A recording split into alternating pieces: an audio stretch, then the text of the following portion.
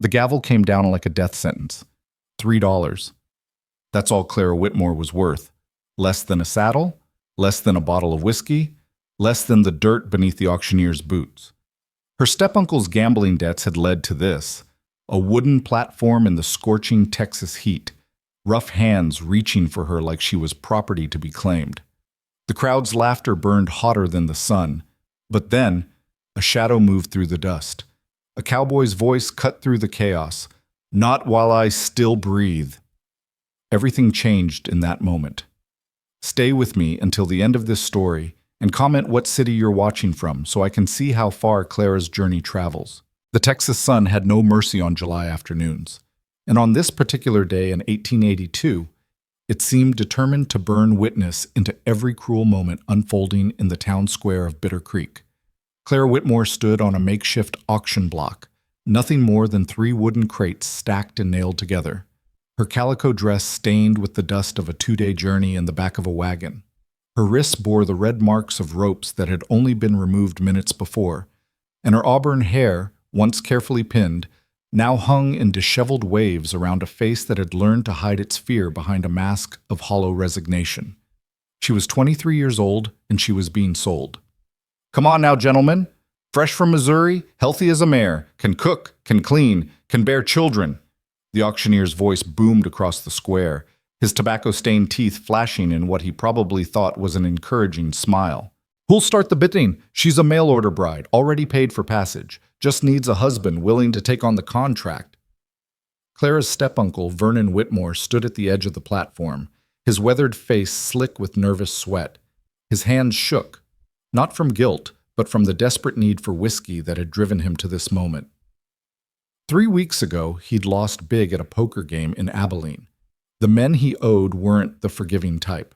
They'd given him a choice: pay up or pay in other ways. Clara had been the other way. "She ain't much to look at, Pete," someone shouted from the crowd. "Probably barren." "Got a sour face on her," another voice added, followed by cruel laughter. Clara forced herself to breathe slowly through her nose, a technique she'd learned as a child when her mother was still alive. Don't let them see you break. Don't give them that satisfaction. But her hands betrayed her, trembling at her sides despite her best efforts to still them. The crowd that had gathered was exactly what one would expect in a town like Bitter Creek. Drifters, ranch hands with dust permanently ground into their skin, shopkeepers who'd closed their stores to witness the spectacle, and a handful of women whose expressions ranged from pity to contempt. In the 1880s, mail-order brides were common enough. Women seeking opportunity in the West, men seeking companionship in a harsh land. But an auction like this was something else entirely. This was desperation dressed up as commerce, cruelty disguised as transaction. "I'll give you $2 for her," a voice called out. The speaker was a man named Jed Hutchins, a farmer known for working his horses until they dropped, and his wives, he'd had 3, until they ran away or died trying. $2 and a bottle of rye for your trouble, Vernon." Vernon Whitmore's face lit up at the mention of whiskey.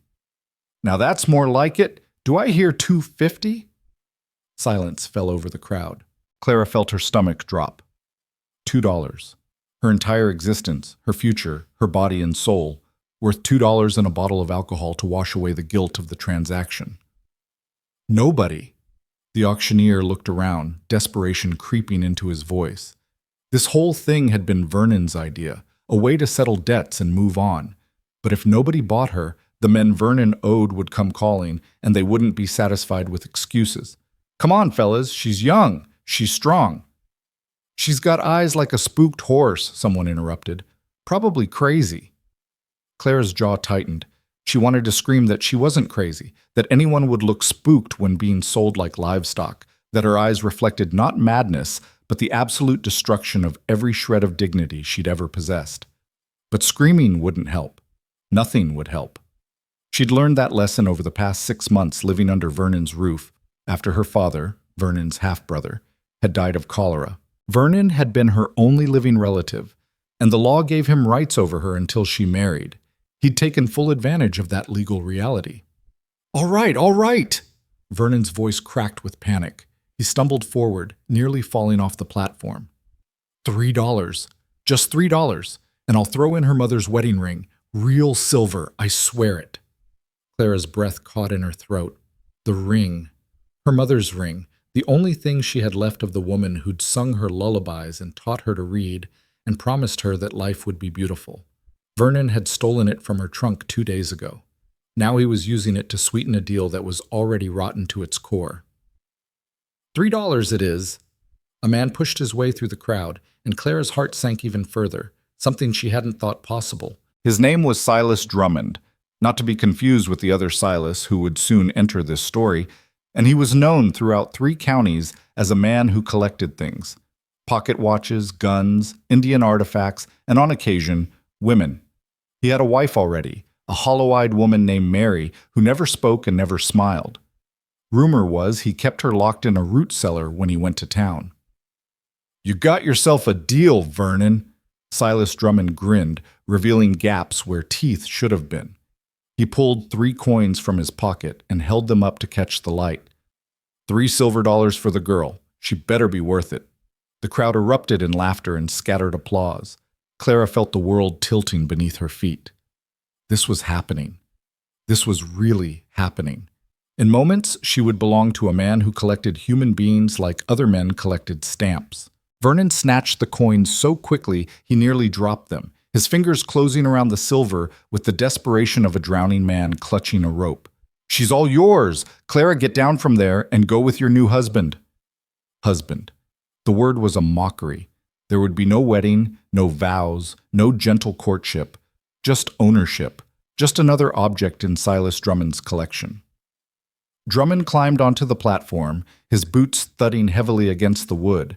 He was a big man, gone soft in the middle but still strong in the shoulders, with hands that looked like they could break bone without much effort. When he reached for Clara's arm, his fingers dug in hard enough to bruise. "Come on then," he said, his breath reeking of onions and tobacco. "Let's get you home and see if you're worth $3. Clara's legs moved mechanically, carrying her forward because she'd learned that resistance only made things worse. She descended the platform steps, each one feeling like a step down into hell itself. The crowd parted for them, some faces showing amusement, others carefully blank. None showed intervention.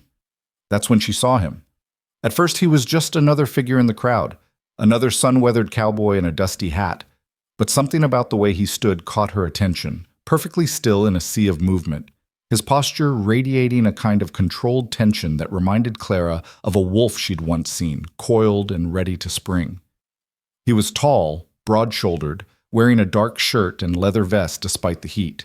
His face was shadowed by his hat brim, but she could see his jaw, strong and clean-shaven, and the set of his mouth, which was pressed into a thin line of something that looked like anger. But it wasn't anger directed at her. It was anger directed at what was happening to her. Their eyes met for just a moment.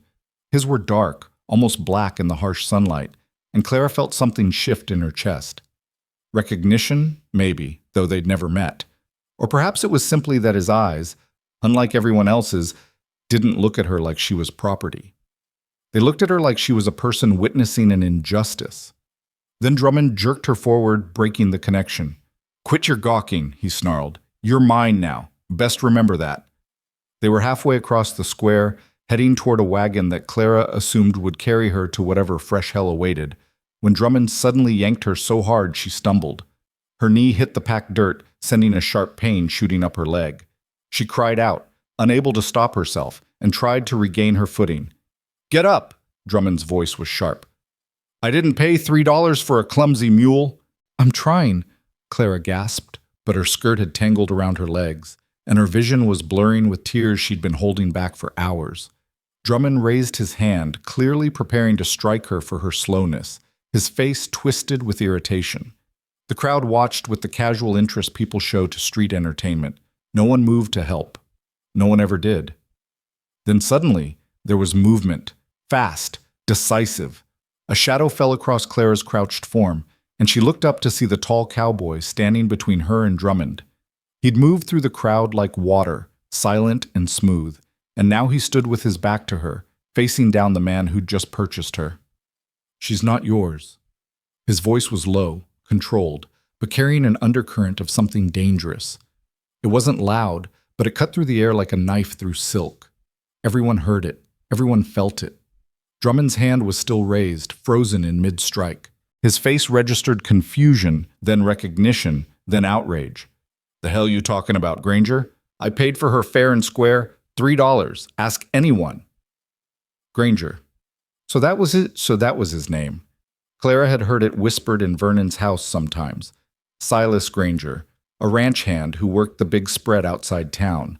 A man who kept to himself, who had a reputation for being deadly with a gun, but who never went looking for trouble.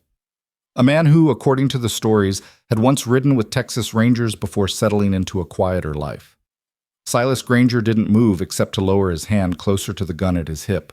Not touching it, just reminding everyone it was there. "I heard the transaction," he said quietly. "Heard it loud and clear, but that don't make it right, and it sure as hell don't make it legal. You can't buy a person in Texas, Drummond. That ended with the war." "This ain't the same," Drummond sputtered, his face reddening. "She's a mail-order bride. It's a contract. Vernon, there's her legal guardian, and he had every right." "He had the right to arrange a marriage, maybe," Silas interrupted, his voice still deadly calm. "But this wasn't a marriage arrangement. This was a sale. You bought her like you'd buy a horse, and we all heard you say so." He paused, letting his words sink in. "Now, I'm going to give you a choice, Drummond. You can take your $3 back and walk away, or we can have a longer conversation about whether what just happened here was legal, and I promise you, that's a conversation you don't want to have." The crowd had gone completely silent. Even the wind seemed to have stilled, as if nature itself was holding its breath to see what would happen next. Clara remained on the ground, her heart pounding so hard she thought it might burst from her chest.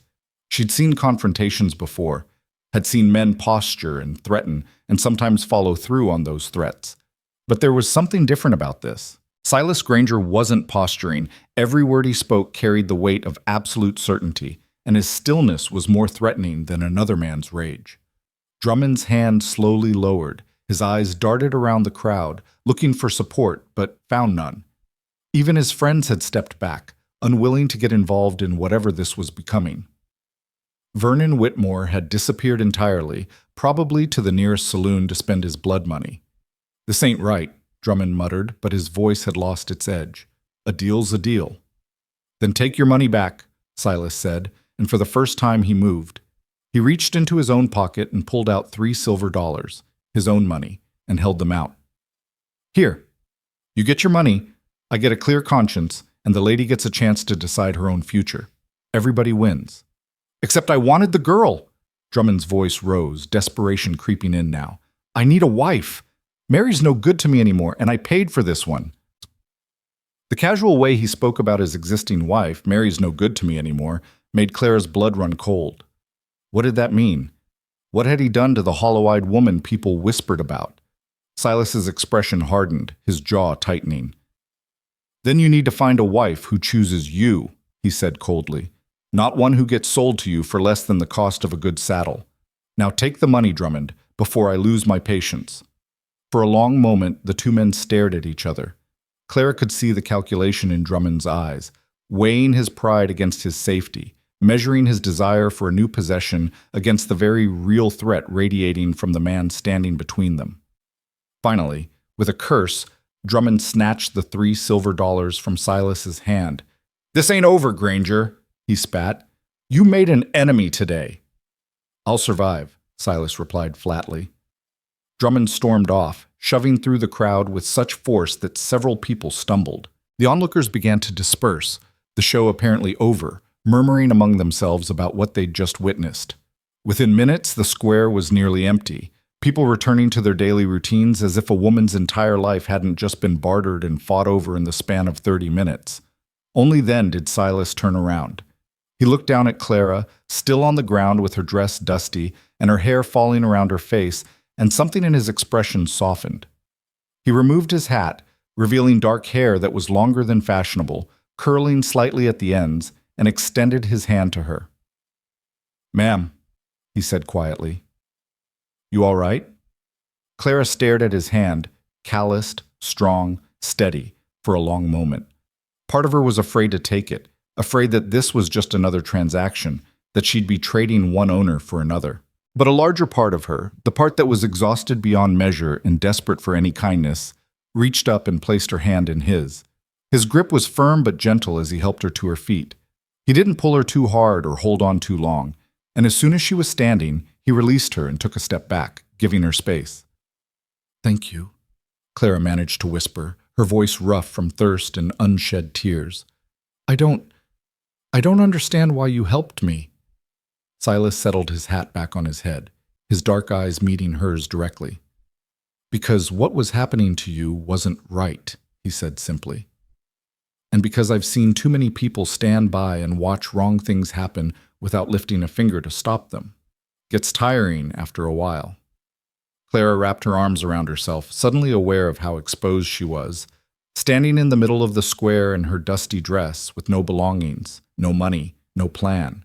"I have nowhere to go," she said, the words coming out small and defeated. "Vernon, my step-uncle, he won't take me back. He needed that money, and I don't have anyone else, no family, no—" "Hey." Silas's voice was soft but commanding enough to make her stop spiraling. "One thing at a time. First thing is getting you out of this square and somewhere safe. You eaten today?" Clara shook her head. She couldn't remember her last meal. Yesterday morning, maybe? Vernon had stopped feeding her regularly once he'd decided to sell her, probably to save money. Silas's jaw tightened again, that controlled anger flickering across his face. "Right. Come on then. There's a boarding house run by a woman named Mrs. Chen. She's tough but fair and she don't ask too many questions. We'll get you a room, get you some food, and then we can figure out what comes next." "I can't pay for a room," Clara said, shame burning in her cheeks. "I don't have anything." "Vernon took everything, even my mother's ring." "I'm paying," Silas interrupted. "And before you argue, it ain't charity and it ain't me trying to buy you either. It's just basic human decency, which seems to be in short supply around here today." Clara felt tears finally spill over, hot trails down her dusty cheeks. She tried to wipe them away quickly, embarrassed by the display of emotion, but they kept coming. Relief, fear, exhaustion, and a desperate gratitude all mixed together until she couldn't tell one feeling from another. Silas, to his credit, didn't comment on her tears. He simply pulled a handkerchief from his pocket, surprisingly clean despite the dusty environment, and offered it to her. "It's all right," he said quietly. "You cry if you need to. God knows you've earned it."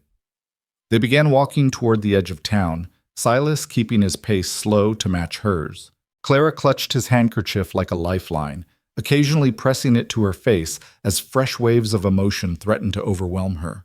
People they passed stared, whispering behind their hands, but Silas ignored them completely, his focus on navigating them through the streets. "Why were you at the auction?" Clara asked after a few minutes of silence. "You said you weren't looking for a bride." "Wasn't looking for anything except supplies," Silas replied. "I work a ranch about 15 miles north of here. Came to town for nails, coffee, tobacco, heard the commotion in the square, and—" He trailed off, shaking his head. "Couldn't believe what I was seeing. Thought maybe I'd misunderstood at first, but no. Your uncle was really selling you." "Step-uncle," Clara corrected automatically. "My real uncle. My father's real brother died when I was young. Vernon was my father's half-brother from his father's second marriage. We barely knew him until my father died 6 months ago. And then he became your guardian." "Yes." Clara's voice was bitter. "The law says an unmarried woman needs a male guardian. I went from my father's care to Vernon's, and Vernon—" She stopped, unable to continue. "Vernon's a drunk and a gambler who saw you as a way to settle his debts," Silas finished flatly. "Yeah, I know his type. Hell, I've been his type. Before I straightened out, anyway." Clara glanced at him, curious despite everything. "You were a gambler?" "Worse," Silas said with a humorless smile. "I was a drunk gambler with a chip on his shoulder and a fast draw. Spent 5 years after the war just drifting, fighting, drinking, making every wrong choice a man could make. Ended up in jail more times than I can count. Finally met a man, ranch owner named Thomas Bridger, who took a chance on me when nobody else would. Gave me a job, gave me a purpose, gave me a reason to be better than I was. Been working his ranch ever since, 7 years now." "Is that where you're taking me? To this ranch?" "No, ma'am," Silas said quickly. "Like I said, I'm taking you to Mrs. Chen's boarding house in town. You'll have your own room, your own space. I ain't taking you anywhere that might make you feel trapped or beholden." They turned a corner, and Clara saw a two-story building with a hand-painted sign, Chen's boarding house, clean rooms, fair prices. It was modest but well-maintained, with flower boxes in the windows and a swept front porch. Silas opened the door and gestured for Clara to enter first. The interior was cool and dim after the harsh sunlight, and Clara's eyes took a moment to adjust. When they did, she saw a small lobby with worn but clean furniture, and behind a desk, a Chinese woman in her 50s with sharp eyes and iron-gray hair pulled back in a tight bun. "Mrs. Chen," Silas said, removing his hat, "I need to rent a room for this lady. Best room you've got, for as long as she needs it." Mrs. Chen's gaze swept over Clara, taking in the dusty dress, the tear-stained face, the exhausted posture. Her expression didn't change, but something in her eyes softened slightly. "How long?" she asked Silas, her English accented but clear. "A week to start," Silas replied. "Paid in full, plus meals. And Mrs. Chen, she might need some things, clothes, toiletries, whatever a lady needs. Put it on my account." "You running a charity now, Mr. Granger?" Mrs. Chen asked, but there was no judgment in her voice, only curiosity. "Just trying to be decent," Silas replied. Mrs. Chen nodded slowly, then reached under her desk and produced a key. "Room 6. Second floor, faces the back garden. Quiet. Private. I bring dinner at 6 o'clock. You need anything before then? You ring the bell." She pointed to a small bell on the desk. "Thank you," Clara managed, accepting the key with shaking hands. Mrs. Chen's sharp eyes fixed on her. "You safe now?" she said firmly. "Nobody bother you here. I make sure of that." Fresh tears threatened, but Clara blinked them back. "Thank you," she repeated. Silas paid Mrs. Chen, counting out bills that probably represented a significant portion of his earnings, then turned back to Clara. "I'm going to go get those supplies I came to town for," he said. "Should take about an hour. While I'm doing that, you get yourself settled, maybe take a bath if you want. Mrs. Chen can show you where the bathing room is. When I come back, we'll talk about what happens next. That sound all right?" Clara nodded, unable to trust her voice. Everything that had happened in the past hour felt surreal, like a dream she might wake from at any moment. This man, this stranger, had stepped in when no one else would, had defended her, spent his money on her, and was now giving her space and choices. It was more than she'd dared hope for in months. "Miss Whitmore," Silas said, his voice gentle, "I know you got no reason to trust me or anyone else right now, but I promise you, on my mother's grave, I promise, you're safe. Nobody's going to hurt you, nobody's going to own you, and nobody's going to make you do anything you don't want to do. Understand?" Clara met his eyes and saw nothing but honest sincerity there. She nodded. "I understand. And Mr. Granger, thank you. I don't know how I'll ever repay you." "Don't need repayment," Silas interrupted. "Just need to know you're all right. That's payment enough." He settled his hat back on his head and nodded to both women. "Ladies, I'll be back in an hour." Then he was gone, the door closing softly behind him, leaving Clara standing in the cool dimness of the boarding house lobby with a key clutched in her hand and a fragile hope beginning to kindle in her chest. Mrs. Chen came around the desk, her movements brisk and efficient. "Come," she said, "I show you room, then draw bath. You look like you need both." As Clara followed the older woman up the narrow stairs, she finally allowed herself to breathe fully for the first time since this nightmare had begun. She wasn't safe yet. Not really, not permanently. But for the first time in 6 months, she wasn't in immediate danger. For the first time since her father had died, someone had treated her like a human being worth protecting. Room 6 was small but spotlessly clean, with a narrow bed covered in a faded quilt, a washstand with a pitcher and basin, a small wardrobe, and a single window that looked out over a garden filled with struggling vegetables and determined wildflowers. It wasn't much, but it was hers. For now, it was hers. Mrs. Chen pointed down the hall. "Bathroom there. I heat water, bring up in 20 minutes. You wait here, rest." After Mrs. Chen left, Clara sat on the edge of the bed, still clutching Silas Granger's handkerchief. She thought about everything that had happened, everything that could have happened, and everything that might still happen. She thought about Silas's words, "Not while I still breathe." He'd meant it. In that moment when Drummond had raised his hand to strike her, Silas Granger had stepped between her and violence without hesitation, willing to fight, willing to die if necessary, to protect a woman he didn't even know. Clara lay back on the bed, suddenly overcome with exhaustion. The ceiling above her had water stains that almost looked like clouds if she squinted. She traced their shapes with her eyes and let herself imagine, just for a moment, what it might be like to have a future worth planning for. Outside the window, the Texas sun continued its descent toward the horizon, and in the town square life went on as if nothing extraordinary had happened. But for Clara Whitmore, everything had changed. She'd been sold for $3 and saved by a cowboy who understood that some things were worth fighting for, even when nobody asked you to fight. Especially then. The hot water Mrs. Chen brought up in careful trips, bucket after steaming bucket poured into the copper tub, was the first luxury Clara had experienced in longer than she could remember. She sank into it slowly, hissing as the heat touched skin that had grown accustomed to cold wash basin baths and quick, furtive cleaning when Vernon wasn't watching. The water turned gray almost immediately, 6 months of accumulated grime and despair lifting away in cloudy swirls.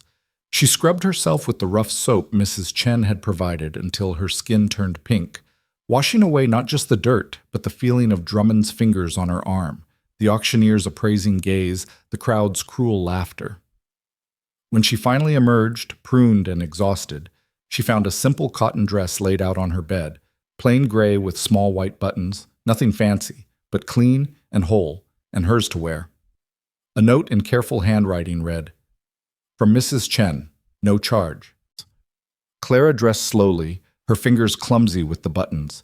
She'd grown so thin that the dress hung loose on her frame, but it was better than the filthy calico she'd been wearing. She folded that ruined dress carefully anyway, unable to throw away one of the last possessions she had from her old life, even if that life had ended in nightmare. When she returned to her room, she found a tray waiting on the small table by the window, bread, cheese, cold chicken, and a pot of tea that was still warm. Her stomach cramped at the sight of food, and she had to force herself to eat slowly, taking small bites even though she wanted to devour everything at once. Vernon had taught her what happened when you ate too fast after going hungry. The sickness, the pain, the waste of precious food. She wouldn't make that mistake. She was finishing the last of the tea when she heard boots on the stairs, a familiar measured tread. A knock came at her door, gentle but firm. "Miss Whitmore, it's Silas Granger. You decent?" Clara set down her teacup and smoothed the borrowed dress.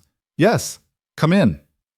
Silas entered, removing his hat and ducking slightly through the doorframe even though he didn't really need to. Old habit, maybe, or just the manners of a man who'd been taught not to presume. He carried a wrapped package under one arm and looked relieved to see her cleaned and fed. "You look better," he said, then immediately seemed to realize how that might sound. The food and the bath seem to have helped. Sorry, I ain't good with words." Despite everything, Clara felt a small smile tug at her lips. "It's all right. I know what you meant. And yes, thank you. The bath was... it was wonderful." Silas set the package on the bed, his movements careful, as if he was aware of how the simple act of a man entering a woman's room could be interpreted, how it might make her nervous. "I picked up some things while I was out," he said, gesturing to the package. "Nothing fancy, just some practical items Mrs. Henderson at the dry goods store recommended. Hairbrush, some hairpins, a shawl for evenings. Hope that's all right." Clara stared at the package, then at him. "You didn't have to do that." "I know." Silas turned his hat in his hands, studying the brim like it held answers to questions he hadn't asked yet. "But I figured you'd need them, and I had the money." He paused, then met her eyes. "Miss Whitmore, I want to talk to you about what happens next, if you're up for it." Clara's brief moment of peace evaporated, replaced by the cold reality of her situation. She sat on the edge of the bed, her hands folded in her lap, and nodded. "I'm up for it." Silas pulled the room's single chair away from the wall and sat, maintaining a respectful distance. His long legs stretched out in front of him, boots dusty from his errands around town.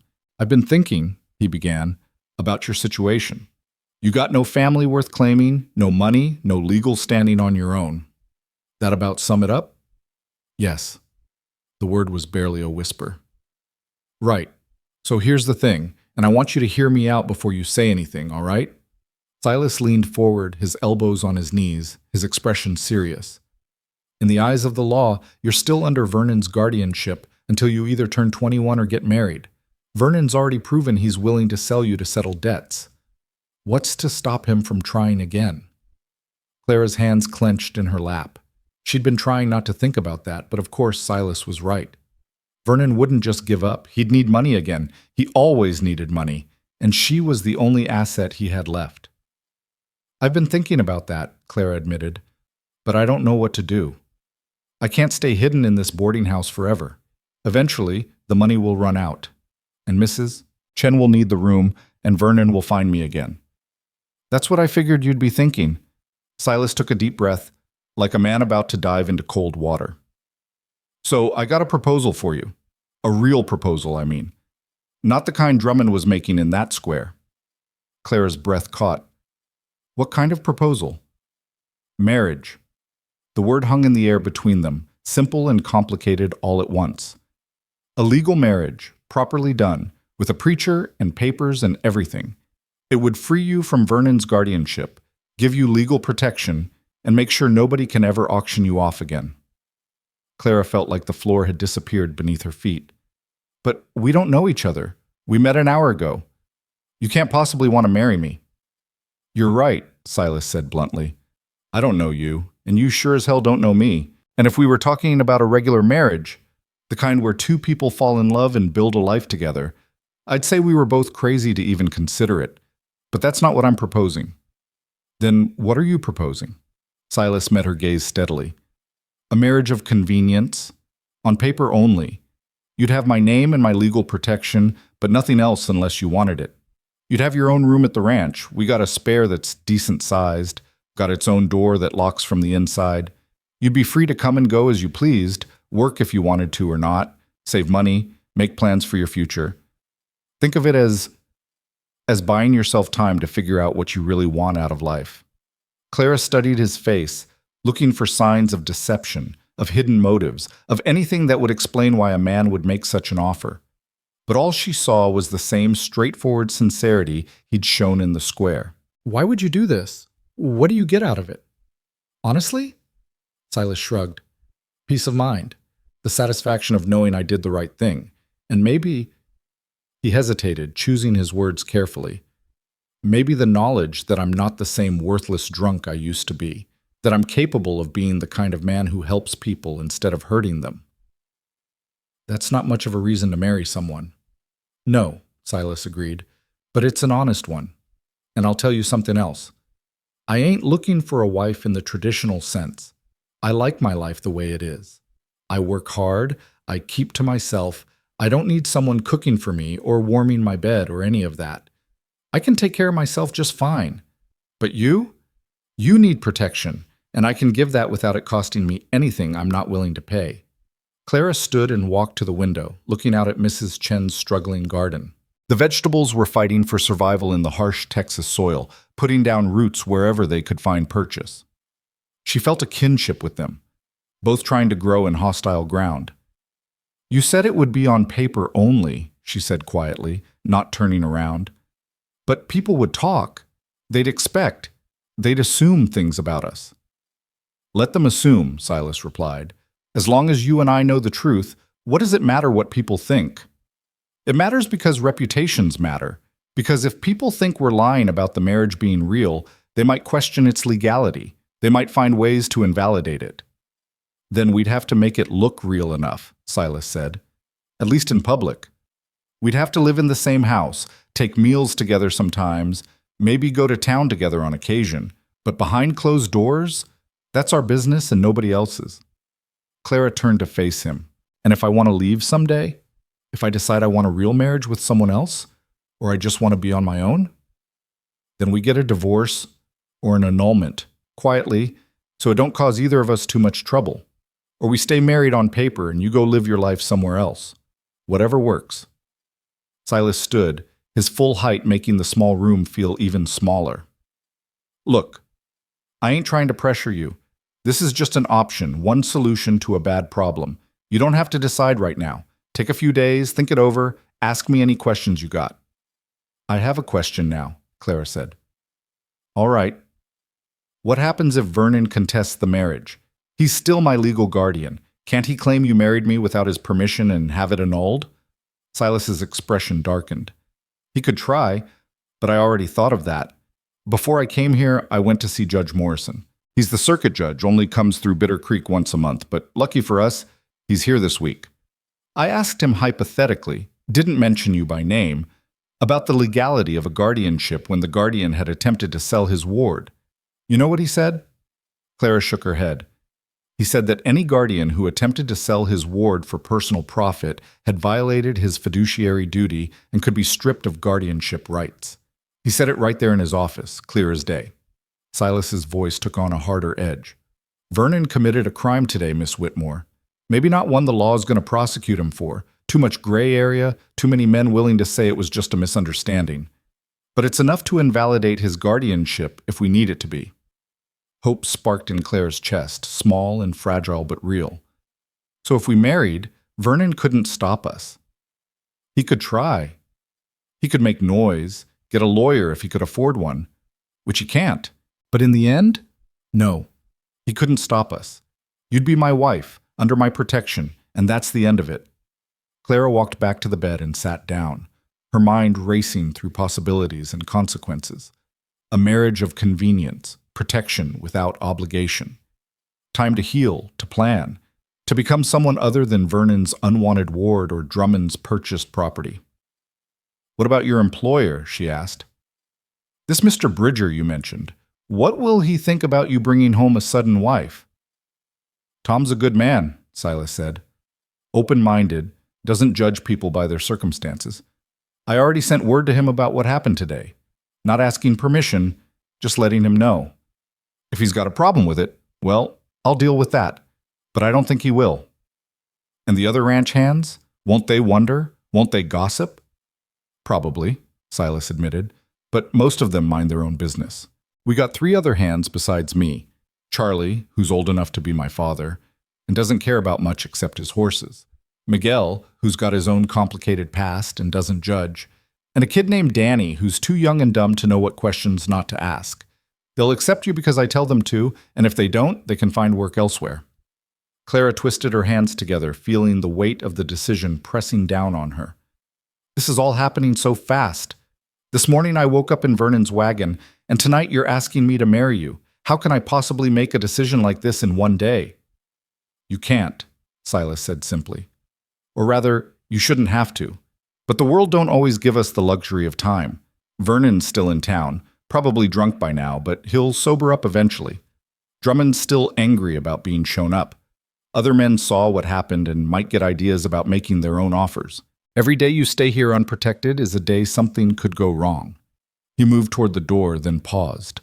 But like I said, you don't have to decide tonight. Sleep on it. I'll be back tomorrow morning, and we can talk more then. Whatever you decide, I'll respect it. Wait, Clara said as his hand touched the doorknob. If I said yes, hypothetically, how quickly could we do this? The marriage, I mean. Silas turned back, hope flickering in his dark eyes. Judge Morrison's in town for 3 more days. If you agreed, we could be married by tomorrow afternoon. It ain't romantic, and it ain't conventional, but it would be legal. Tomorrow afternoon. Less than 24 hours from now, she could be someone's wife. Someone who had already proven he'd protect her, who asked for nothing in return, who offered her something she thought was lost forever. Choice. I'll think about it, Clara said. Come back in the morning, like you said. I'll have an answer then, sir. Silas nodded, settled his hat on his head, and reached for the door again. But Clara stopped him with another question, this one driven by a need to understand the man offering her salvation. Mr. Granger, earlier you said you used to be a different person, a drunk, a gambler, someone who made all the wrong choices. What changed? What made you decide to be better? Silas was quiet for a long moment, his hand still on the doorknob, his back to her. When he finally spoke, his voice was rough with old pain. I killed a man, he said quietly. in a gunfight in Abilene 7 years ago. He drew first. It was self-defense, completely legal. But he was just a kid, maybe 19 years old, drunk and stupid, and showing off for his friends.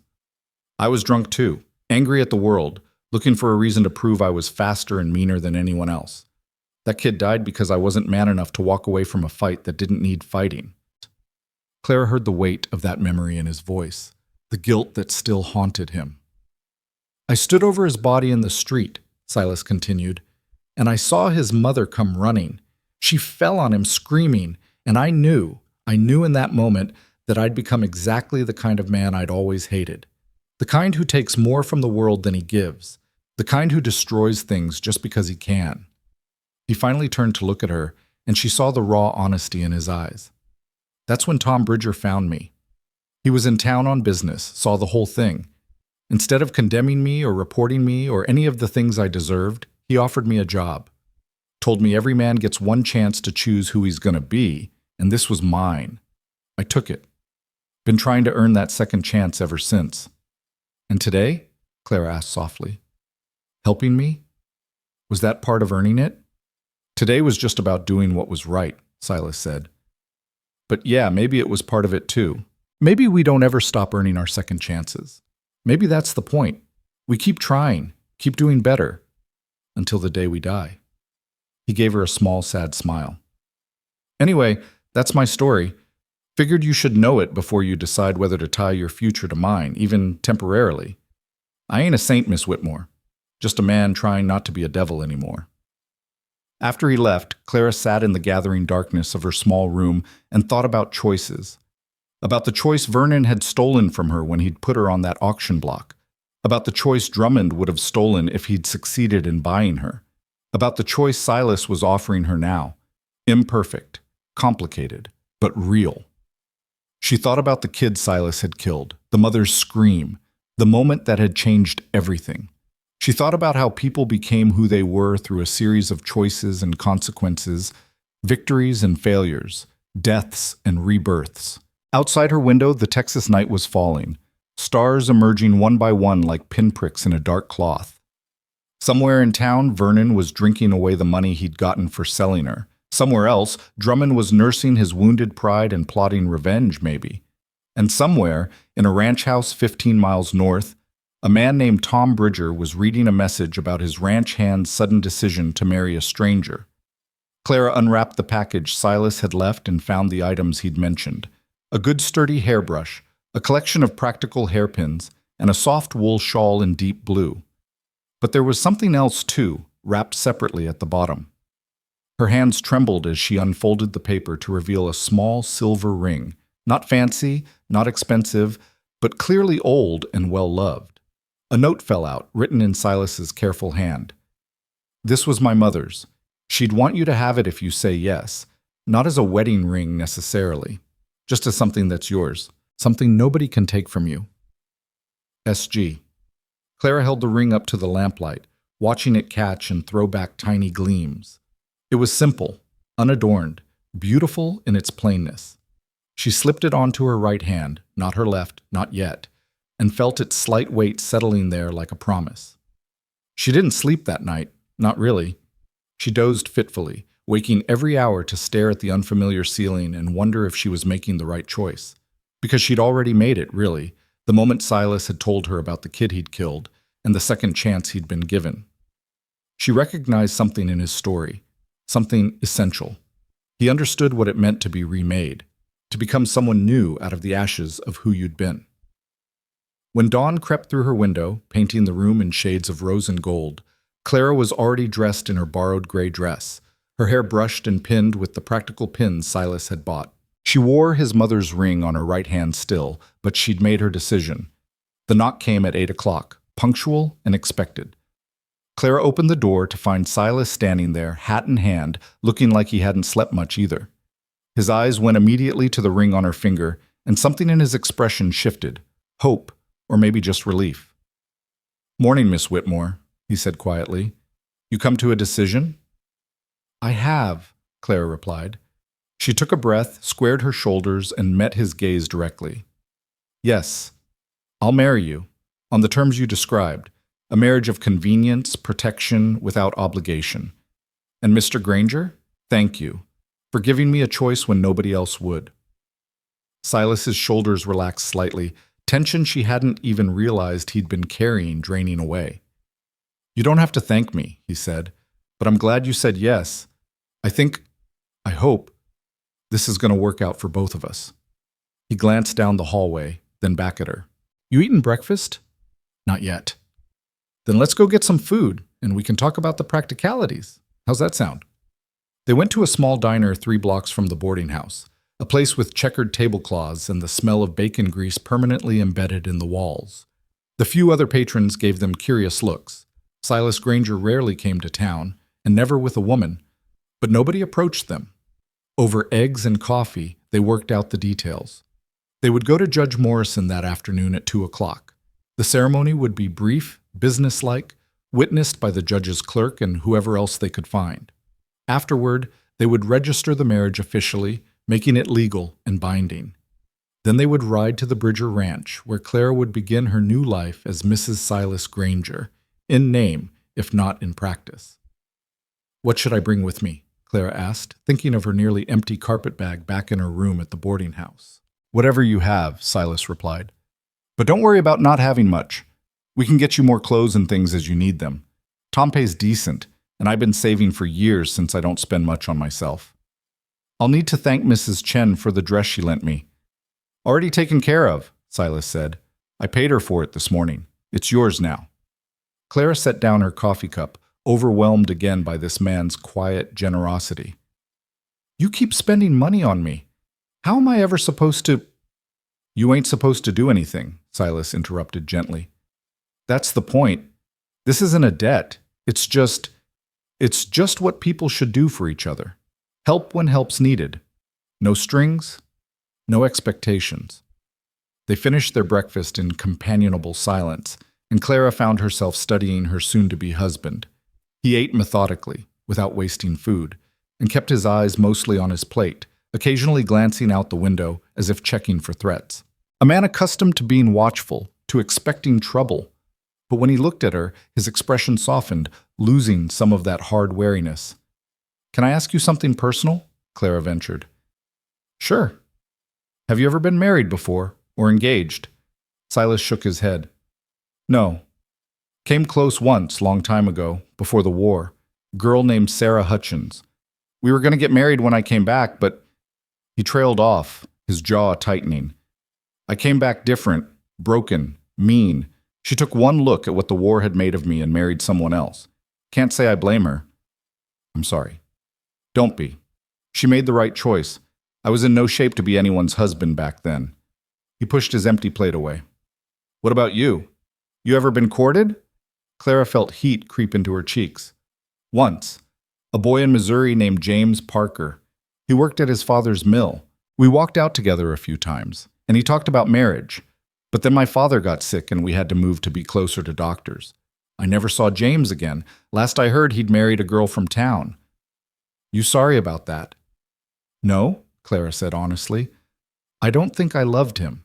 I was just lonely, and he was kind. That's not the same thing. No, Silas agreed. It ain't. At 2 o'clock, they stood in Judge Morrison's office, a cramped room above the bank that smelled of old paper and tobacco smoke. The judge was a barrel-chested man with impressive mutton chops and shrewd eyes that missed nothing. His clerk, a nervous young man named Timothy, served as their witness alongside Mrs. Chen, who had insisted on coming to make sure everything proper. The ceremony was brief and unromantic, just as Silas had predicted. Judge Morrison read the legal requirements in a bored tone, asked if they both consented freely to the marriage. Clara wondered if he knew about yesterday's auction, if he was making a point with that question, and pronounced them husband and wife when they both said yes. There was no kiss, no exchange of rings beyond Clara moving her mother-in-law's ring to her left hand, no celebration, just signatures on paper and the scratch of the judge's pen making it official. Congratulations, Judge Morrison said dryly. Mr. Granger, Mrs. Granger, you're now legally wed. Try not to kill each other before my next circuit. He handed Silas the marriage certificate. File this with the county clerk. You'll need it for legal purposes. Outside the judge's office, Clara stood on the wooden sidewalk and stared at the marriage certificate in Silas's hands. Her name was on it now, linked forever to his. Clara Granger. It looked strange, written out like that, this new identity she'd taken on. "You all right?" Silas asked quietly. "I don't know," Clara admitted. "I feel like I should feel something more. Like getting married should be momentous, even if it's a marriage like ours. But mostly, I just feel numb." "That's probably normal," Silas said. "Given everything you've been through, the feelings will come later, I expect. Good ones and bad ones both." He carefully folded the certificate and put it in his pocket. "Ready to head to the ranch?" Clara looked around Bitter Creek one last time. The dusty main street, the weathered buildings, the auction square where yesterday her life had nearly ended. She thought about Vernon somewhere in this town, probably hung over and broke again. She thought about Drummond nursing his wounded pride. She thought about all the people who had watched her humiliation and done nothing. "I'm ready," she said. "Let's go home." The word felt strange on her tongue. Home. She hadn't had a real home since her father died, just places she'd been forced to stay, places that barely tolerated her presence. Could a ranch she'd never seen, owned by a man she'd never met, worked by strangers, really become home? With a husband who wasn't really a husband? But as Silas helped her onto his horse, a sturdy bay gelding named Chester, and they rode out of Bitter Creek toward the open plains, Clara felt something shift inside her. Not quite hope, not yet, but maybe the possibility of hope. The first green shoot pushing up through scorched earth. The landscape changed as they rode north, the harsh scrubland giving way gradually to rolling prairie dotted with mesquite and live oak. Cattle grazed in the distance, lazy movements in the afternoon heat. Hawks wheeled overhead, hunting for prey. The sky stretched endless and blue, bigger than any sky Clara had ever seen in Missouri. "It's beautiful," she said, breaking the silence they'd ridden in for the past hour. "It is," Silas agreed. "Harsh sometimes, unforgiving when it wants to be, but beautiful. I think that's why I stayed. Even when things were bad, even when I hated myself, this land never judged me, just kept being what it was." They crested a low hill, and Silas pointed toward a cluster of buildings in a valley below. "There. That's the Bridger Ranch. Home." Clara's breath caught as she took in the sight of what would now be her home. The main ranch house was a sturdy two-story structure built from local limestone, its walls thick enough to keep out the worst of the Texas heat. A wide porch wrapped around the front, shaded by a sloping roof that had clearly been added after the original construction.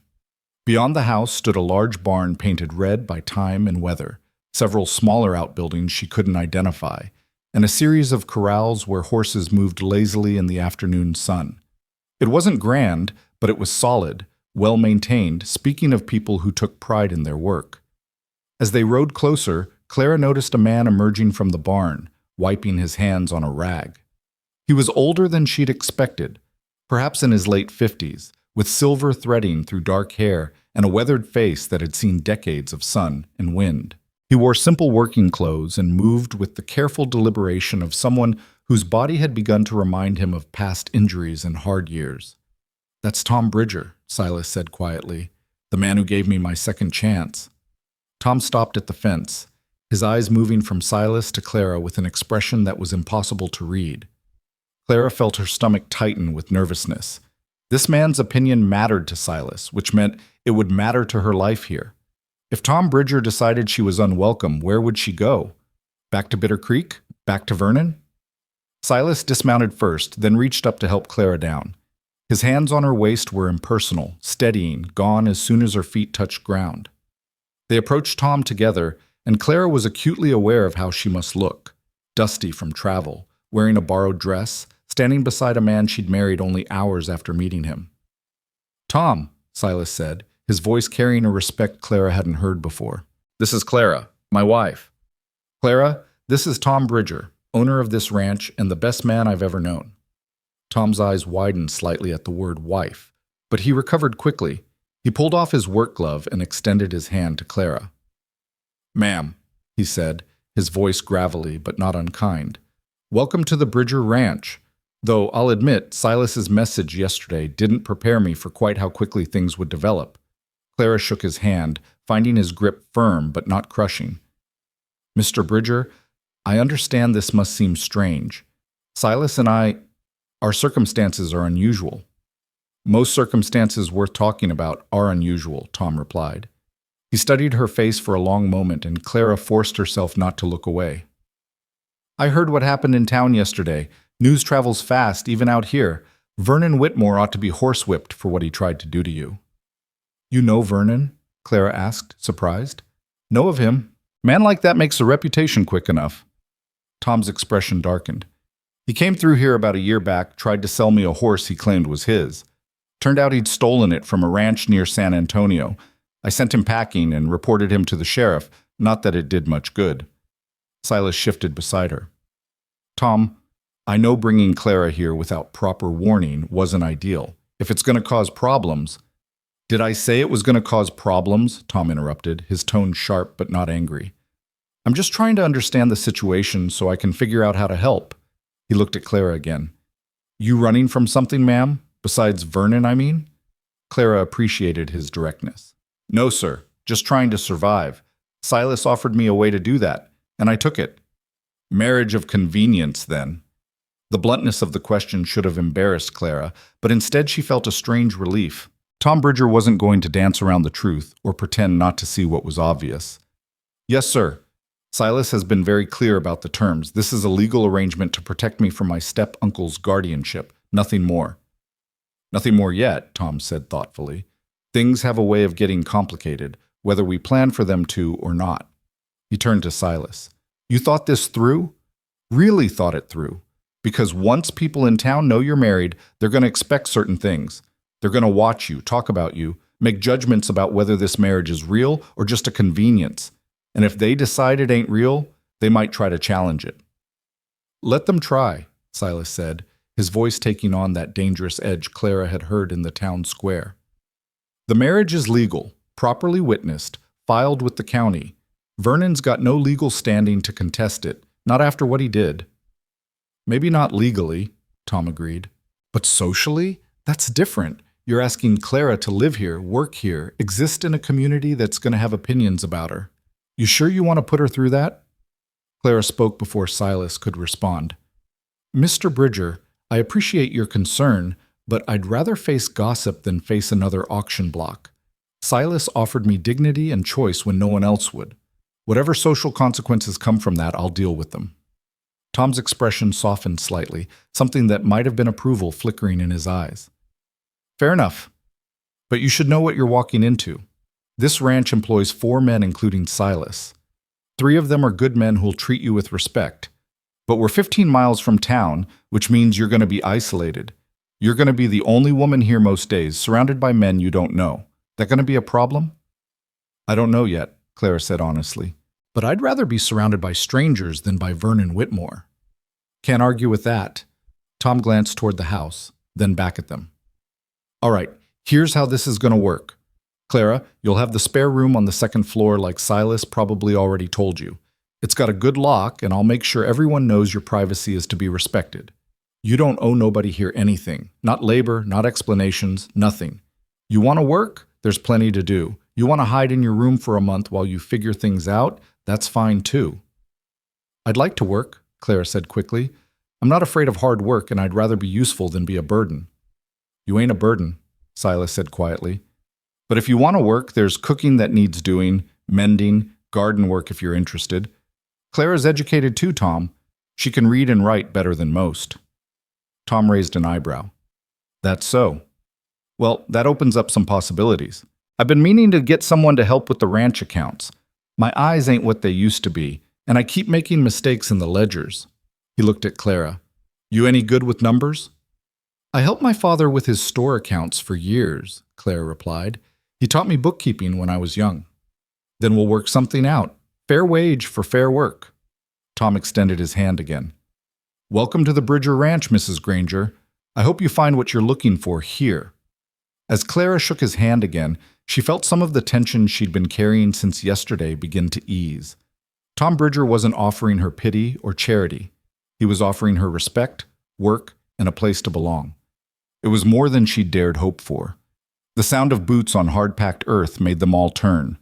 3 men were approaching from different directions, clearly drawn by the sight of Silas returning with a woman. The oldest was a weathered man with a shock of white hair and bow legs that spoke of decades in the saddle. He moved slowly but steadily, his eyes sharp despite his age.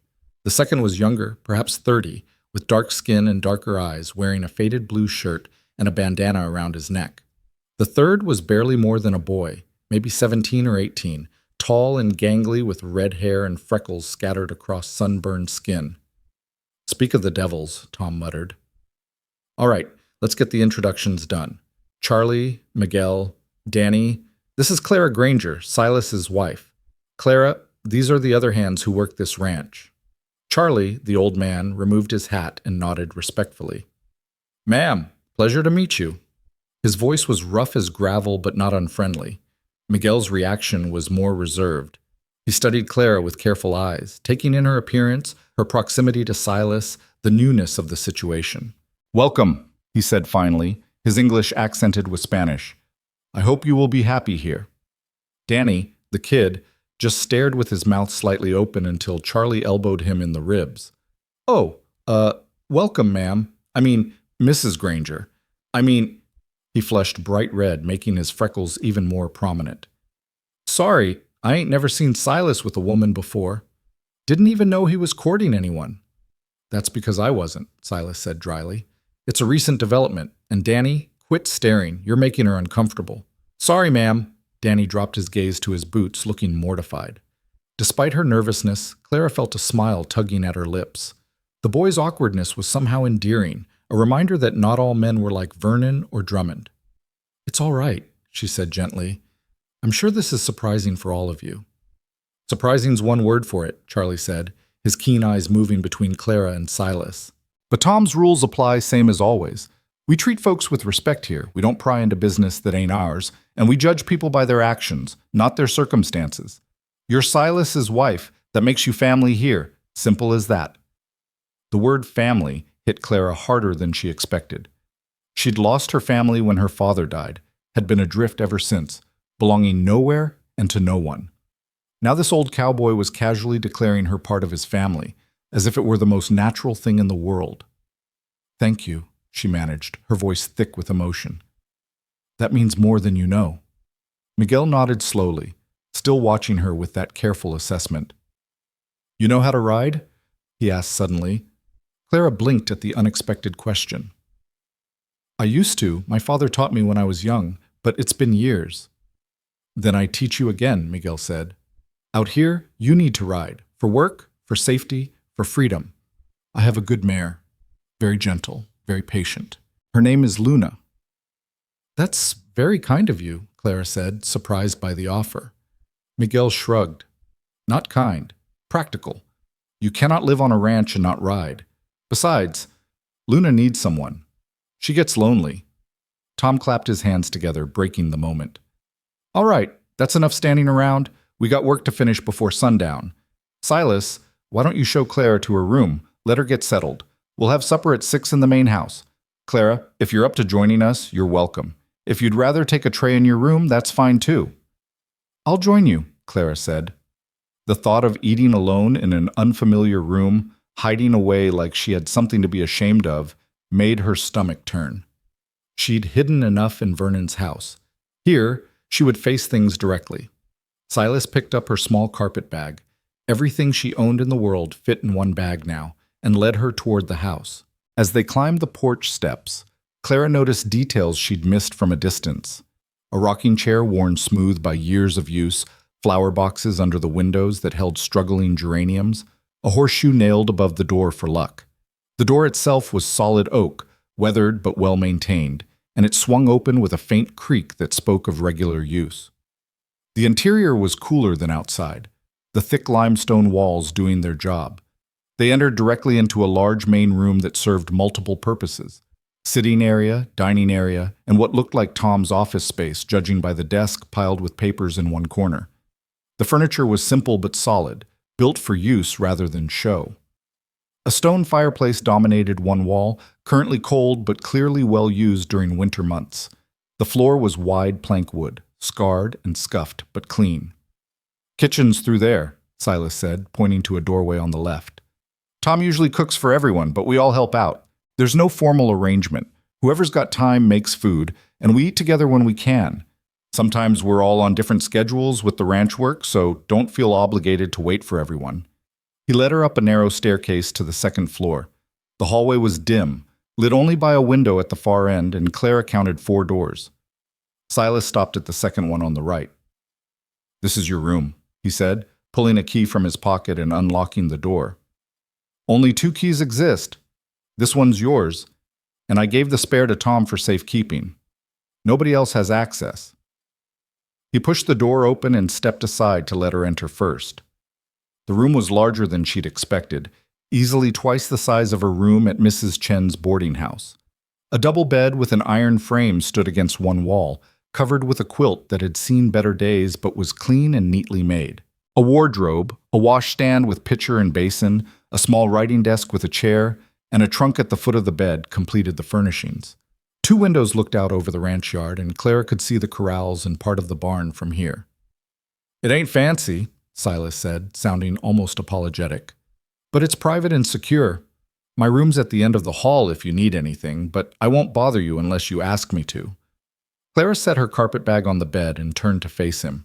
They were alone together in a bedroom for the first time as a married couple, and the awareness of that fact hung in the air between them. But Silas maintained a respectful distance, his hat in his hands, his posture careful and non-threatening. "Where does Tom sleep?" Clara asked, more to break the silence than because she needed to know. "He's got a room downstairs off the kitchen. Says his old bones can't handle stairs anymore, though I think he's tougher than he lets on." Silas gestured to the wardrobe. "There's some blankets and extra linens in there, and I put some soap and towels on the washstand. If you need anything else, just let me know, or tell Tom. He's better at figuring out what people need than I am." "This is perfect," Clara said honestly. "Thank you, Silas, for all of this." He shifted uncomfortably, clearly unused to gratitude. "You already thanked me enough. Just try to be comfortable here, all right? I know it's all strange and new, but it'll get easier."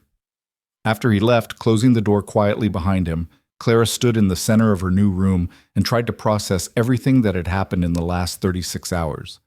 Sold, saved, married, relocated. Her entire life had been dismantled and rebuilt in less than 2 days. The woman who had woken up in Vernon's wagon yesterday morning felt like a stranger, someone from another lifetime. She unpacked her carpetbag slowly, taking inventory of her meager possessions. 2 more dresses, both as worn as the one she'd discarded at Mrs. Chen's, a hairbrush with several broken bristles, a small Bible that had been her mother's, a tarnished locket containing a tiny photograph of her parents on their wedding day. The items Silas had bought her, the good hairbrush, the pins, the shawl. That was everything. 23 years of life reduced to objects that barely filled a single drawer. She was arranging her things in the wardrobe when a knock came at her door. "Clara, it's me, Silas. I got something for you." She opened the door to find him holding an armful of fabric. "These belong to Tom's wife, Mary," he explained. "She passed about 5 years ago, cancer. Tom's been meaning to do something with her clothes, but couldn't bring himself to get rid of them. He asked me to ask you if you'd like them. Says Mary was about your size and she'd want her things to be useful rather than sitting in a trunk collecting dust." Clara took the clothes carefully, feeling the weight of this gesture. These weren't just dresses and shawls. They were a dead woman's possessions, offered to a stranger by a man still grieving his wife. "Are you sure Tom wants to part with these?" "He wouldn't have offered if he wasn't sure. Tom don't do things he don't mean." Silas paused. Mary was a good woman, kind, strong, practical. You remind me of her a little bit. I think she'd approve of Tom helping you. After Silas left again, Clara laid out the dresses on her bed and examined them. They were simple but well-made, practical garments for ranch life. Sturdy cotton in sensible colors, nothing fancy but nothing shameful either. A few were faded from washing and wear, but they were whole and clean. More importantly, they were hers now, freely given rather than stolen or sold or bargained for. She changed into one of Mary's dresses, a dark green cotton that fit reasonably well with only minor adjustments needed. When she looked at herself in the small mirror above the washstand, she barely recognized the woman staring back.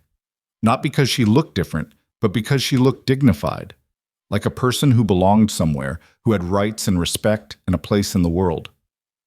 The afternoon passed slowly as Clara explored her room and watched ranch life unfold outside her windows. She saw Charlie working with horses in the corral, his movements patient and sure despite his age. Miguel was repairing fence somewhere out of sight, but she could hear the rhythmic sound of hammer on wood. Danny was hauling water, his young muscles straining with the weight of the buckets.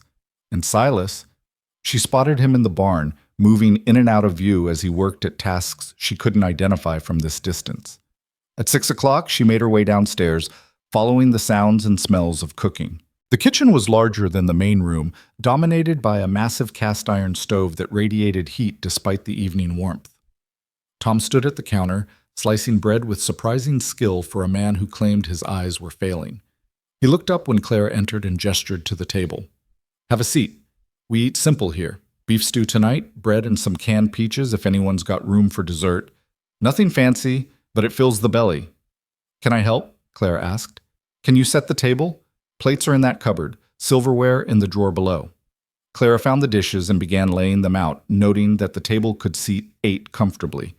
She counted only 6 people on the ranch, which meant the table had been chosen for future expansion or past gatherings that no longer happened. As she worked, Tom watched her with those shrewd eyes. "You settling in all right?" he asked. "Yes, sir. The room is wonderful. And thank you for the dresses. That was very generous." Tom grunted, turning back to his stew. Mary would have wanted it. She never could stand seeing someone in need when she had the means to help. He stirred the pot thoughtfully. "You're probably wondering why an old widower like me is running a ranch instead of selling it and retiring to town." "It's not my business," Clara said diplomatically. "No, but you're living here now, so you should know."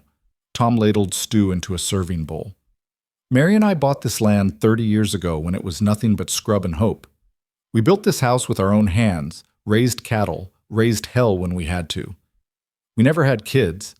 Mary couldn't carry a pregnancy to term, lost 3 babies before the doctors told us to stop trying. Nearly broke us both, but we survived it. This ranch became our child, in a way. Everything we built, everything we dreamed, it's all here in this land." He carried the bowl to the table and met Clara's eyes. "When Mary died, folks expected me to sell out, move to town, live out my days playing checkers with other old men. But I couldn't do it. This place is Mary's legacy as much as mine. Long as I'm breathing, I'm going to keep it alive. That's why I take on men like Silas, men who need second chances, who need a place to prove their worth more than their worst mistakes. Mary would have done the same." Clara understood then that she wasn't the first person Tom Bridger had helped, and she probably wouldn't be the last. This ranch was more than a business. It was a refuge, a place where broken people could become whole again. The others filed in one by one, washing up at the sink before taking their seats. Silas sat across from Clara, giving her an encouraging nod. Charlie took the chair at the far end, moving stiffly after a day on horseback. Miguel and Danny filled in the remaining spots, and Tom took the head of the table with the easy authority of a man accustomed to leading. "Before we eat," Tom said, his voice cutting through the low conversation, "I want to say something. Clara's going to be living here now, working with us, being part of this ranch. I expect everyone to treat her with respect and make her feel welcome. She's had a rough time lately, and she don't need anybody making it rougher. Anyone got a problem with that? Speak now or keep your peace forever." Silence fell around the table. Then Charlie raised his water glass. "To Clara," he said simply. "Welcome to the family." The others raised their glasses, water, coffee, nothing stronger, and echoed the sentiment. Clara felt her throat tighten with emotion. These men barely knew her, had no reason to accept her, yet they were offering her exactly what she'd lost when her father died: belonging. The meal was simple but delicious, and the conversation flowed easily around ranch business, weather predictions, and gentle teasing between the men. Danny tried to impress Clara with a story about breaking a particularly stubborn horse, but Charlie interrupted with the truth. The horse had broken Danny's pride more than Danny had broken the horse. Everyone laughed, including Danny, and Clara found herself relaxing despite her nervousness. "So, Mrs. Granger," Miguel said, his accent making the formal address sound almost elegant. "What did you do before you came here? Besides surviving, I mean." "I helped my father run a general store in Missouri," Clara replied. "I kept the books, ordered stock, dealt with suppliers. I can calculate profit margins in my head faster than most people can do it on paper. That's a useful skill, Tom said. We could use someone with a head for numbers. I've been running this ranch by instinct and luck for too long. I also sew, Clara added, and I can read and write in French. My mother was from New Orleans and insisted I learn. French? Danny's eyes widened. You mean like the language? That's generally what French means, boy, Charlie said dryly. I just never met nobody who spoke French before, Danny protested. Say something in French, Mrs. Granger. Clara felt herself blushing, but obliged. Je suis heureuse d'être ici, même si les circonstances qui m'ont amené sont difficiles. What's that mean? Danny asked eagerly. It means I'm happy to be here, even though the circumstances that brought me are difficult. Clara smiled slightly. My mother used to say that French was the language of complicated feelings. She might have been right. After supper, Clara helped Tom wash the dishes despite his protests that she didn't have to. The kitchen cleanup gave them a chance to talk more privately, while the other men dispersed to evening chores or their own rooms. You did good tonight, Tom said as he handed her a wet plate to dry. I know it wasn't easy, sitting down with a bunch of strange men and pretending everything's normal. It was easier than I expected, Clara admitted. Everyone's been kind. They're good men, mostly. Charlie's been with me for 15 years, best horse trainer in 3 counties, though his body's starting to give out on him. Miguel came here 3 years ago, running from some trouble down in Mexico. Never asked him what kind of trouble, and he never volunteered. Danny's the newest, only been here 6 months. He's young and dumb, but eager to learn. And Silas? Clara asked, unable to help herself. Tom was quiet for a moment, choosing his words carefully. Silas is complicated. He came here 7 years ago, like I told you earlier, fresh from killing that kid in Abilene, drunk and angry and hating himself. First year he was here, I wasn't sure he'd make it. He'd disappear for days sometimes, come back looking like death, wouldn't talk to nobody. But slowly, he started to change, started to believe he could be something other than what he'd been.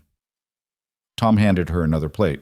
He's the best worker I've got now, most reliable, most skilled. He can do anything that needs doing on a ranch. Break horses, mend fences, deliver calves, fix machinery. But more than that, he's become a good man, the kind of man who steps in when someone needs help, even when it costs him. Like yesterday, Claire said softly. Like yesterday, Tom agreed. And like today, marrying you to keep you safe. That takes a special kind of courage, Mrs. Granger. Not the kind you use in a gunfight, but the kind you use when you decide to tie your life to another person's problems because it's the right thing to do. Clara dried the last plate in silence, thinking about Silas's courage and Tom's words.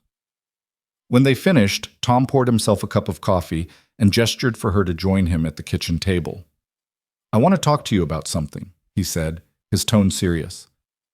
Something important. Clara sat, her hands folded in her lap, suddenly nervous again.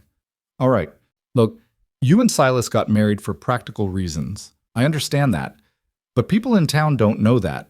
And when they find out about the marriage, they're going to talk. They're going to speculate about whether it's real, why it happened so fast, what Silas's intentions are. Tom sipped his coffee. Some of that talk's going to be mean. Some of it's going to reach Vernon, and he's going to get ideas about challenging the marriage or causing trouble. Silas said the marriage is legal, Clara said, that Vernon can't contest it. Legally, maybe not, but there are other ways to cause problems. Vernon could spread rumors, claim Silas coerced you or tricked you. He could try to get the church involved, claim the marriage is immoral. He could even get violent if he's drunk enough and desperate enough. Tom leaned forward. What I'm saying is you need to be careful. When you go to town, don't go alone. Don't give Vernon any opportunity to corner you or hurt you. And if anyone asks about your marriage, keep your story simple and consistent. What should I say? That you and Silas met, courted briefly, and decided to marry. That it was your choice, freely made. Don't mention the auction. Don't mention Vernon's gambling debts. Don't give anyone ammunition to use against you. Tom's expression softened slightly. I know it feels like lying, but sometimes protecting yourself means keeping your truth private. Clara nodded slowly, understanding the wisdom in his words. I can do that. Good. Tom stood, draining his coffee. Now, I imagine you're tired after everything that's happened. Go on up to your room, get some rest. Tomorrow's Sunday, so we don't work except for essential chores. You can sleep in, explore the ranch, do whatever you want. Monday, we'll start figuring out what your role here is going to be. Clara climbed the stairs to her room, feeling the full weight of exhaustion settling into her bones. She changed into a nightgown, another item from Mary's trunk, and sat on the edge of her bed, staring out the window at the darkening sky. Stars were emerging, more than she'd ever seen in her life, scattered across the darkness like diamonds on black velvet. A soft knock came at her door. "Clara, you still awake?" She opened it to find Silas standing in the hallway, still fully dressed, looking uncertain. "I just wanted to check on you," he said. "Make sure you're all right. First day in a new place can be overwhelming." "I'm all right," Clara said. "Tired, but all right. Everyone's been very welcoming." "Good. That's good." Silas shifted his weight. "Listen, I know this whole situation is strange. We're married, but we're strangers, living under the same roof but in separate worlds. I just want you to know, if you ever need anything, even just someone to talk to, I'm here. No judgment, no expectations." "Thank you," Clara said. "That means a lot." They stood in awkward silence for a moment. Two people bound by law but separated by circumstance, trying to figure out how to navigate this new reality they'd created. "Well," Silas finally said, "I'll let you get some rest." "Good night, Clara." "Good night, Silas." She closed the door and turned the key in the lock, hearing the satisfying click of the mechanism engaging. For the first time in 6 months, she had a door that locked with her on the safe side of it. For the first time since her father died, she had a room of her own, a place where nobody could enter without her permission. Clara climbed into bed and pulled the quilt up to her chin, feeling the unfamiliar comfort of clean sheets and a mattress that didn't sag in the middle. Outside her window, the ranch settled into night rhythms, the soft sounds of horses moving in the barn, the distant howl of a coyote, the whisper of wind through mesquite trees. She thought about everything Tom had said about protecting herself, about keeping her truth private, about the dangers that still lurked in the form of Vernon Whitmore and public opinion. She thought about Silas in his room at the end of the hall, a man carrying his own burdens, his own past, his own demons. She thought about the strange family she'd found herself part of, an old widower, a reformed gunfighter, a mysterious Mexican, a weathered horseman, and a naive kid. Tomorrow would bring new challenges, new adjustments, new lessons to learn about ranch life and her place in it. But tonight, for the first time in longer than she could remember, Clara Granger now, felt something that had been absent from her life for months. She felt safe. Clara woke to birdsong and golden light streaming through her windows, disoriented for a moment by the unfamiliar surroundings. Then memory returned. The ranch, the marriage, the new life she'd stumbled into like a woman falling through a trapdoor into unexpected salvation. She lay still for several minutes, listening to the sounds of the ranch coming to life outside. Men's voices calling to each other, horses nickering for their breakfast, the creak of the barn door opening and closing. Sunday morning.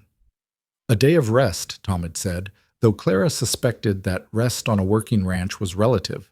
Animals still needed feeding, water still needed hauling, life still demanded attention regardless of what day the calendar claimed it was. She dressed in another of Mary's dresses, this one a faded blue that reminded her of Missouri skies, and made her way downstairs. The house was quiet, and she found the kitchen empty except for a pot of coffee keeping warm on the stove and a note in Tom's blocky handwriting. "Help yourself to breakfast. Biscuits in the tin, bacon staying warm in the oven. We're doing morning chores." Clara poured herself coffee and sat at the kitchen table eating slowly while watching through the window as ranch life unfolded. She could see Silas in the corral with Charlie, the two of them working with a young horse that was clearly still learning its manners. Silas moved with patient confidence, his voice too low to hear, but his gestures calm and encouraging. The horse, a pretty chestnut with white socks, tossed its head and danced sideways, but Silas simply waited, giving the animal time to settle before trying again. "He's good with them," a voice said behind her, and Clara jumped, nearly spilling her coffee. Miguel stood in the kitchen doorway, his dark eyes apologetic. "Sorry, I did not mean to startle you." "It's all right," Clara said, pressing a hand to her racing heart. "I just didn't hear you come in." Miguel moved to pour himself coffee, his movements economical and graceful. Silas, with the horses. He has patience. Many men try to force a horse to obey, use fear and pain, but Silas, he convinces them, makes them want to cooperate. He sat across from her, cradling his cup. It is a rare gift. Clara looked back out the window, watching as the chestnut finally allowed Silas to approach, standing still while he ran his hands over its neck and shoulders. He seems to be a rare man in general, she said softly. Yes, Miguel agreed, though he does not believe this about himself. He still sees the man he was, not the man he has become. He sipped his coffee thoughtfully. I understand this feeling. I also was someone else before I came here, someone I am not proud of. Clara sensed an offering in his words, a shared vulnerability meant to make her feel less alone. What were you before? She asked carefully, unsure if the question was welcome. Miguel was quiet for a long moment, his gaze distant. A soldier, he finally said, for a man in Mexico who called himself a revolutionary but was really just a bandit with political ambitions. I did things that seemed necessary at the time but haunt me now. When I could no longer justify the violence, I left, came north looking for a place where my past would not follow me. And you found it here? I found something better than hiding, Miguel said. I found people who gave me a chance to be someone new. Tom, Silas, Charlie. They do not ask about my past. They judge me by my work, my character, who I am today. It is a gift I do not take lightly. He stood, rinsing his cup at the sink. I tell you this because you also are becoming someone new. The woman who was sold in that town square, she does not have to define you. Here, you can choose who you will be. After Miguel left, Clara remained at the table, thinking about his words. Becoming someone new, the idea was both terrifying and intoxicating. She'd spent 6 months under Vernon's roof being diminished, reduced, stripped of identity and agency. Before that, she'd been her father's daughter, defined by his needs and expectations, even though he'd loved her well. Who was Clara Whitmore, Clara Granger, when she was free to choose? She was washing her breakfast dishes when Danny burst through the kitchen door, his red hair wild and his freckled face flushed with excitement. Mrs. Granger, come quick! Luna's foaling, and Miguel says you should see it. Clara's hand stilled in the dishwater. Foaling? Now? Yes, ma'am. Miguel says it's going smooth, but you should see it anyway. Says every person should see a birth at least once in their life. Danny was practically bouncing with enthusiasm. Come on, it's real beautiful. She dried her hands quickly and followed Danny across the yard to the barn. Inside, the air was warm and close, smelling of hay and horses and something primal and ancient. Miguel stood outside one of the larger stalls, his posture relaxed but attentive. Through the slats, Clara could see a gray mare lying on her side in fresh straw, her belly heaving with contractions. Luna, Miguel said softly as Clara approached. She is doing well. First foal, but she knows what to do. Nature teaches what we cannot. Clara watched in silent awe as the mare labored, her body working with ancient instinct. The foal emerged slowly, first a small muzzle, then front legs folded like a prayer, then a rush of fluid and membrane and new life tumbling into the straw. Luna immediately turned to her baby, nickering low and urgent, licking the foal clean with long strokes of her tongue.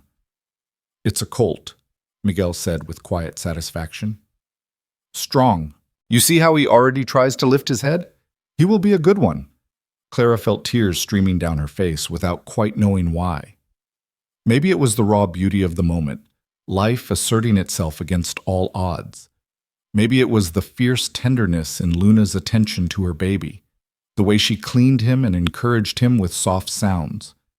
Or maybe it was simply that after days of fear and uncertainty and loss, Claire was finally witnessing something pure and hopeful and untainted by human cruelty.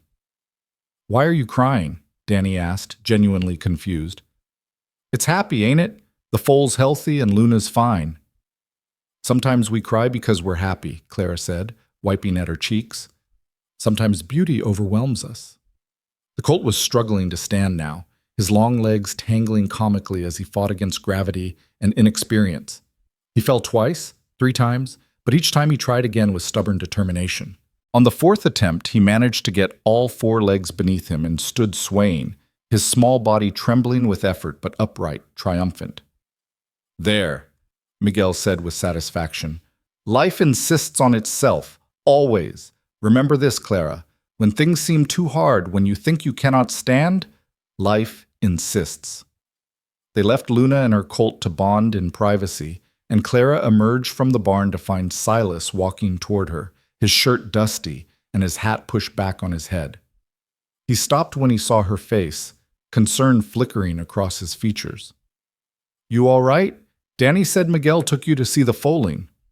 "I'm fine," Clara said, and realized it was true. It was beautiful. I've never seen anything like it. Silas's expression softened. "First birth is always special. Reminds you that the world keeps turning, keeps making new things even when the old things are falling apart." He gestured toward the house. "I was going to head into town this afternoon, pick up some supplies we need. Thought you might want to come along, maybe pick out some things for yourself. But if you'd rather stay here, that's fine too." Clara's first instinct was to refuse, to avoid Bitter Creek and the possibility of seeing Vernon or Drummond or anyone who'd witnessed her humiliation. But then she remembered Tom's advice about not hiding, about maintaining the fiction of a normal marriage, and Miguel's words about choosing who she would be. "I'll come," she said, lifting her chin. "I'm not going to hide from that town." They left after lunch, riding together on Chester since Clara wasn't ready yet to handle a horse on her own.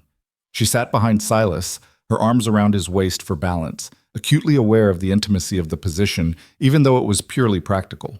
He was warm and solid beneath her touch, his back straight and his movements easy in the saddle. The ride to Bitter Creek took about an hour, following a well-worn trail through mesquite and scrub.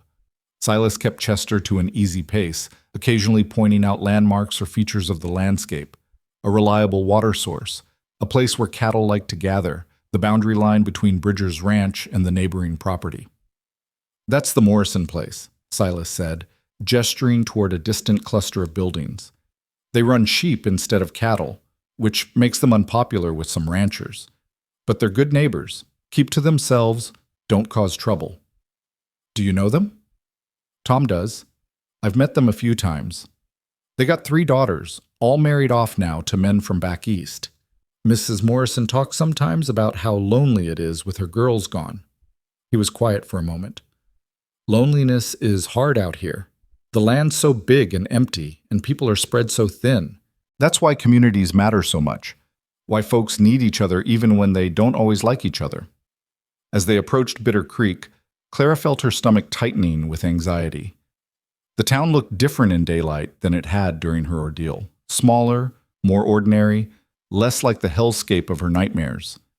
People moved along the main street going about their Sunday business, visiting with neighbors, heading to or from church services. Silas guided Chester to the hitching post outside Morrison's general store, no relation to the sheep ranchers, apparently, and helped Clara dismount. She was stiff from the ride, her legs unsteady, but she forced herself to stand tall as Silas offered his arm. "Remember," he said quietly, "we're married. You're my wife. You belong here just as much as anyone else." They entered the store together, and Clara felt every eye in the place turned toward them. The shopkeeper, a plump woman with gray hair and sharp eyes, stopped mid-sentence in her conversation with another customer. 2 men examining tools near the back exchanged glances. A young woman with a baby on her hip stared openly. "Well," the shopkeeper said, recovering first, "if it isn't Silas Granger, haven't seen you in town in weeks. Who's this you've brought with you?" "Mrs. Morrison," Silas said with careful politeness. "I'd like you to meet my wife, Clara. We were married Friday by Judge Morrison." The silence that followed was profound. Clara could practically see thoughts racing behind Mrs. Morrison's eyes, calculations, assessments, the rapid assembly of gossip that would be shared as soon as they left. "Your wife," Mrs. Morrison repeated slowly. "Well, that's quite sudden, isn't it? I don't recall hearing about any courtship." "It was quick," Silas agreed, his voice level. "But we knew what we wanted. Sometimes that's how it happens." "Indeed." Mrs. Morrison's gaze swept over Clara, taking in Mary Bridger's old dress, the simple way Clara had pinned her hair. the nervous way she stood slightly behind Silas. "And where are you from, Mrs. Granger?" "Missouri," Clara said, finding her voice.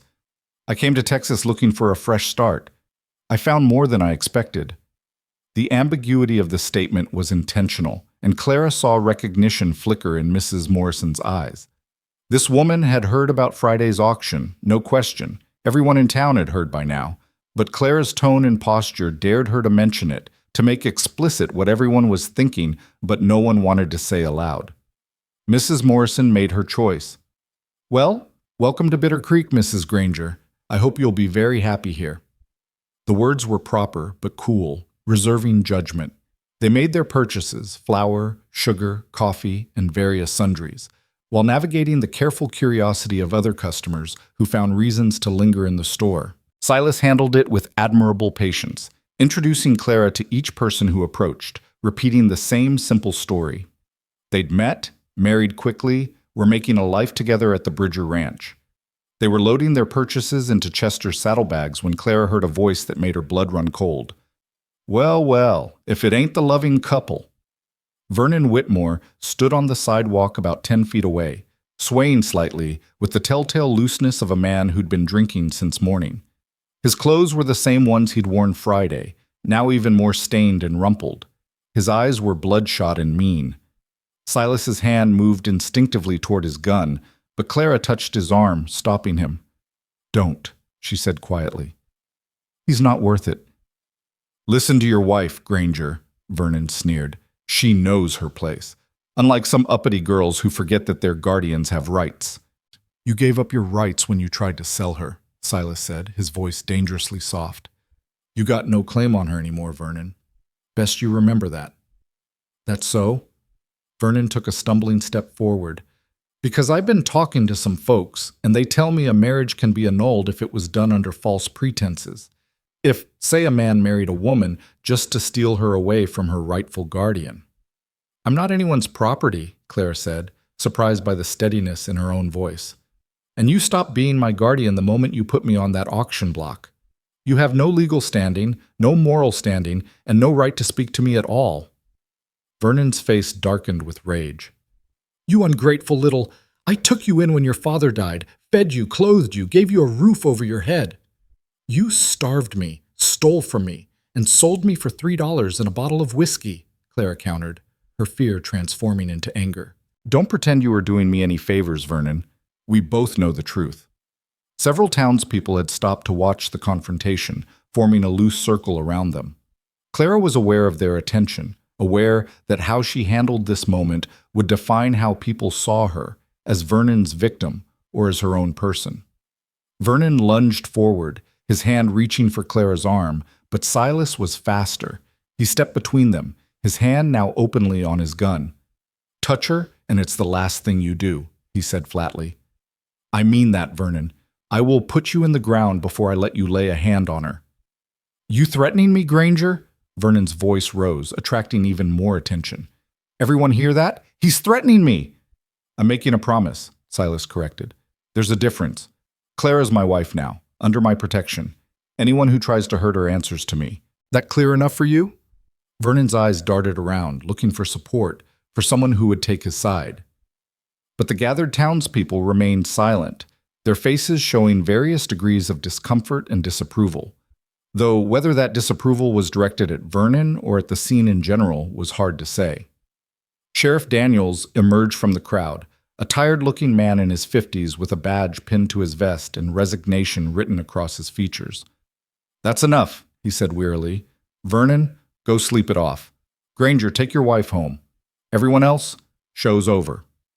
"He threatened me, Sheriff," Vernon protested. "You heard him." "I heard a man defending his wife from a drunk who tried to grab her," Sheriff Daniels said. "Now move along, Vernon, before I arrest you for public intoxication and disturbing the peace." Vernon opened his mouth to argue further, but something in the sheriff's expression stopped him. He stumbled backward, pointing a shaking finger at Clara. "This ain't over," he spat.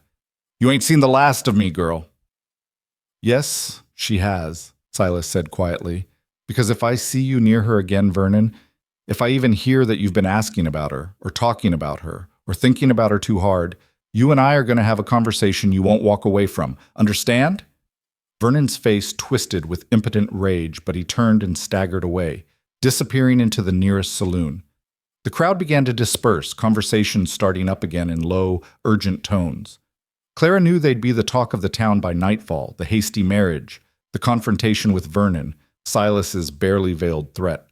Sheriff Daniels approached them, his expression unreadable. That was quite a show, Granger. Not sure it helped your situation any. Wasn't trying to help my situation, Silas replied. Just protecting my wife. The sheriff's gaze moved to Clara, assessing. You all right, ma'am? He hurt you? I'm fine, Clara said. Thank you for intervening. Just doing my job. Sheriff Daniels looked back at Silas. Though for the record, making threats in front of witnesses ain't the smartest move. Vernon's a drunk and a scoundrel, but he's got rights. You actually hurt him. I'd have to arrest you. Only if you could prove it was me, Silas said mildly. The sheriff sighed. Don't make this complicated, Granger. You got yourself a wife, you got a good life at Bridger's Ranch. Don't throw it away because Vernon Whitmore's a piece of trash. He'll drink himself to death soon enough without your help. They finished loading their supplies and mounted Chester, Clara settling behind Silas once again. As they rode out of town, she could feel eyes following them, could imagine the conversations already starting in parlors and shops and saloons. The auction bride and her mysterious savior, the hasty marriage, the confrontation with the drunken guardian. Bitter Creek would feast on this story for weeks. I'm sorry, Clara said once they were clear of town. I didn't mean to cause a scene. You didn't cause anything, Silas replied. Vernon did. And anyway, it was going to happen sooner or later. Better to face it head on than spend weeks worrying about when he'd show up. Do you really think he'll try something? Come after me? Silas was quiet for a moment, his body tense beneath her hands. Honestly, I don't know. Vernon's a coward, which makes him unpredictable. He might give up and move on to easier prey, or he might get drunk enough to convince himself he can still win. Either way, we'll be ready. When they arrived back at the ranch, Tom was waiting on the porch, his posture suggesting he'd been watching for their return. Heard you had some excitement in town, he said as they dismounted. News travels fast out here. Miguel ran into one of the Morrison ranch hands at the creek. Silas quickly recounted the confrontation while Clara helped unload the supplies. Tom listened with his usual calm attention, his expression giving nothing away until the story was finished. Vernon's a problem that's going to need solving, Tom finally said. But threatening him publicly wasn't the way to do it, Silas. You know that. What was I supposed to do? Let him grab her? Of course not, but there's a difference between stopping him and threatening to kill him in front of half the town. Tom rubbed his weathered face tiredly. Now, if anything happens to Vernon, if he gets drunk and falls off his horse, if he picks a fight with the wrong person, folks are going to look at you first. I don't care what folks think, Silas said stubbornly. Maybe you should, Tom replied. Because what folks think affects Clara too. She's got to live in this community, shop in that town, build a life here. Every action you take reflects on her now. The truth of Tom's words settled over them like a heavy blanket. Clara understood what he meant.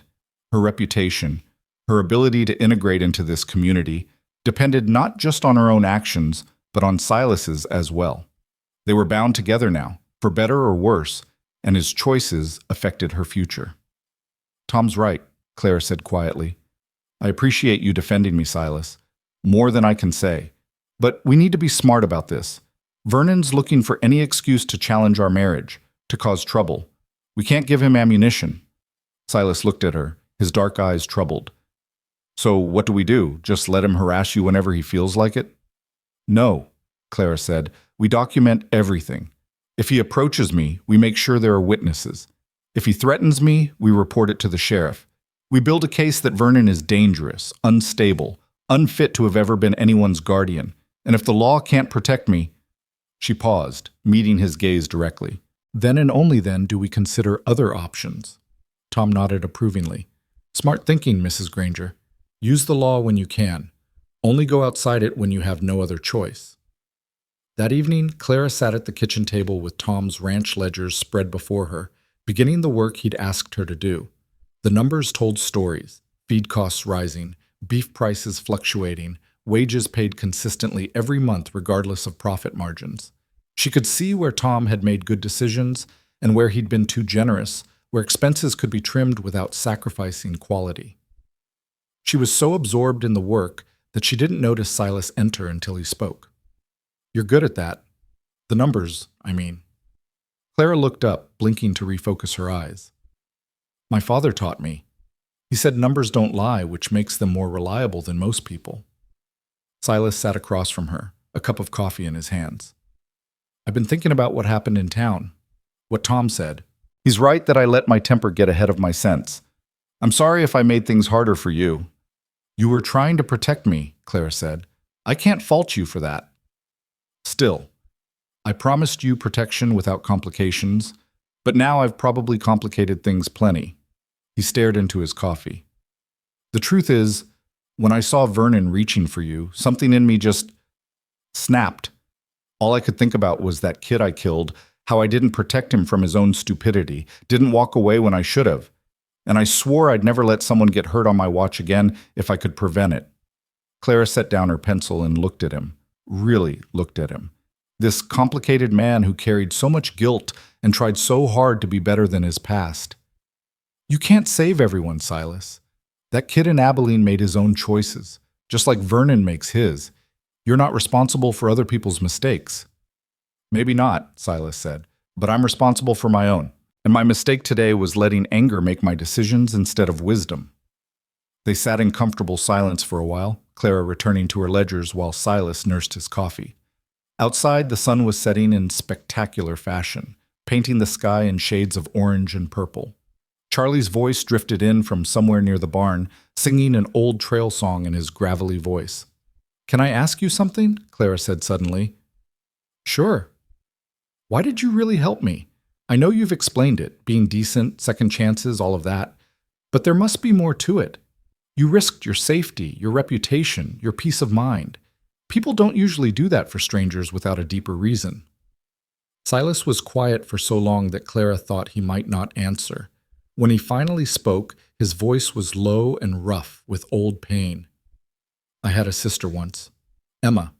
She was younger than me by 3 years, prettiest girl in our county. Smart too, wanted to be a teacher." He paused, his hands tightening around his cup. "When I left for the war, I promised her I'd come back and help her get to teacher's college. But when I did come back, I was too broken, too angry, too drunk to keep that promise. Emma waited for me for a while, but eventually she stopped waiting." "What happened to her?" Clara asked gently. "She married a man who seemed respectable, owned a dry goods store, went to church every Sunday, said all the right things. 6 months after the wedding, he beat her so badly she lost sight in one eye. When she tried to leave him, he dragged her back, said she was his property, his wife, and the law backed him up." Silas's voice had gone flat, emotionless, the way people sound when they're recounting trauma too painful to feel. "She hung herself in their barn. I was in jail in Kansas when it happened, arrested for fighting. Didn't even get to her funeral." Clara felt tears stinging her eyes. "I'm so sorry, Silas. When I saw you on that auction block," Silas continued, "I saw Emma. I saw every woman who's ever been treated like property, who's ever been trapped by law and custom and men's cruelty. And I thought, not this time. This time I can do something. This time I can be the man I should have been for my sister." He finally looked up, and Clara saw the sheen of tears in his dark eyes. "So that's why, really. I was trying to save Emma through you, trying to make up for a failure I can never actually fix." Clara reached across the table and covered his hand with hers. "You did save me, Silas. Whatever your reasons, whatever ghosts you were trying to quiet, you saved my life. Emma would be proud of you." "Maybe," Silas said doubtfully, "or maybe she'd say I should have been there for her when it mattered." "You can't change the past," Clara said softly. "But you can honor her memory by being better now, by helping people who need it, by being the man she believed you could be." They talked late into the night, sharing stories about their families, their pasts, their hopes and fears. Clara told him about her mother's death from yellow fever, about learning to run her father's store while barely a teenager, about the loneliness of being the only woman in many business meetings. Silas told her about growing up poor in Tennessee, about the war that had broken him, about the long road back to something resembling wholeness. By the time they finally said goodnight and retreated to their separate rooms, Clara felt like she understood her unexpected husband better. He wasn't perfect. He carried darkness and damage and more regrets than any one person should bear. But he was trying every day to be better than he'd been. And that, Clara thought as she drifted off to sleep, was all anyone could really ask of another person. Not perfection, but effort. Not sinlessness, but the genuine attempt to do right even when doing right was hard. The stars outside her window blazed brilliant and cold, and somewhere in the night a horse whinnied softly to its companions. Life on the ranch continued its ancient rhythms, indifferent to human drama, but somehow comforting in its constancy. The weeks that followed settled into a rhythm that Clara found both comforting and strange.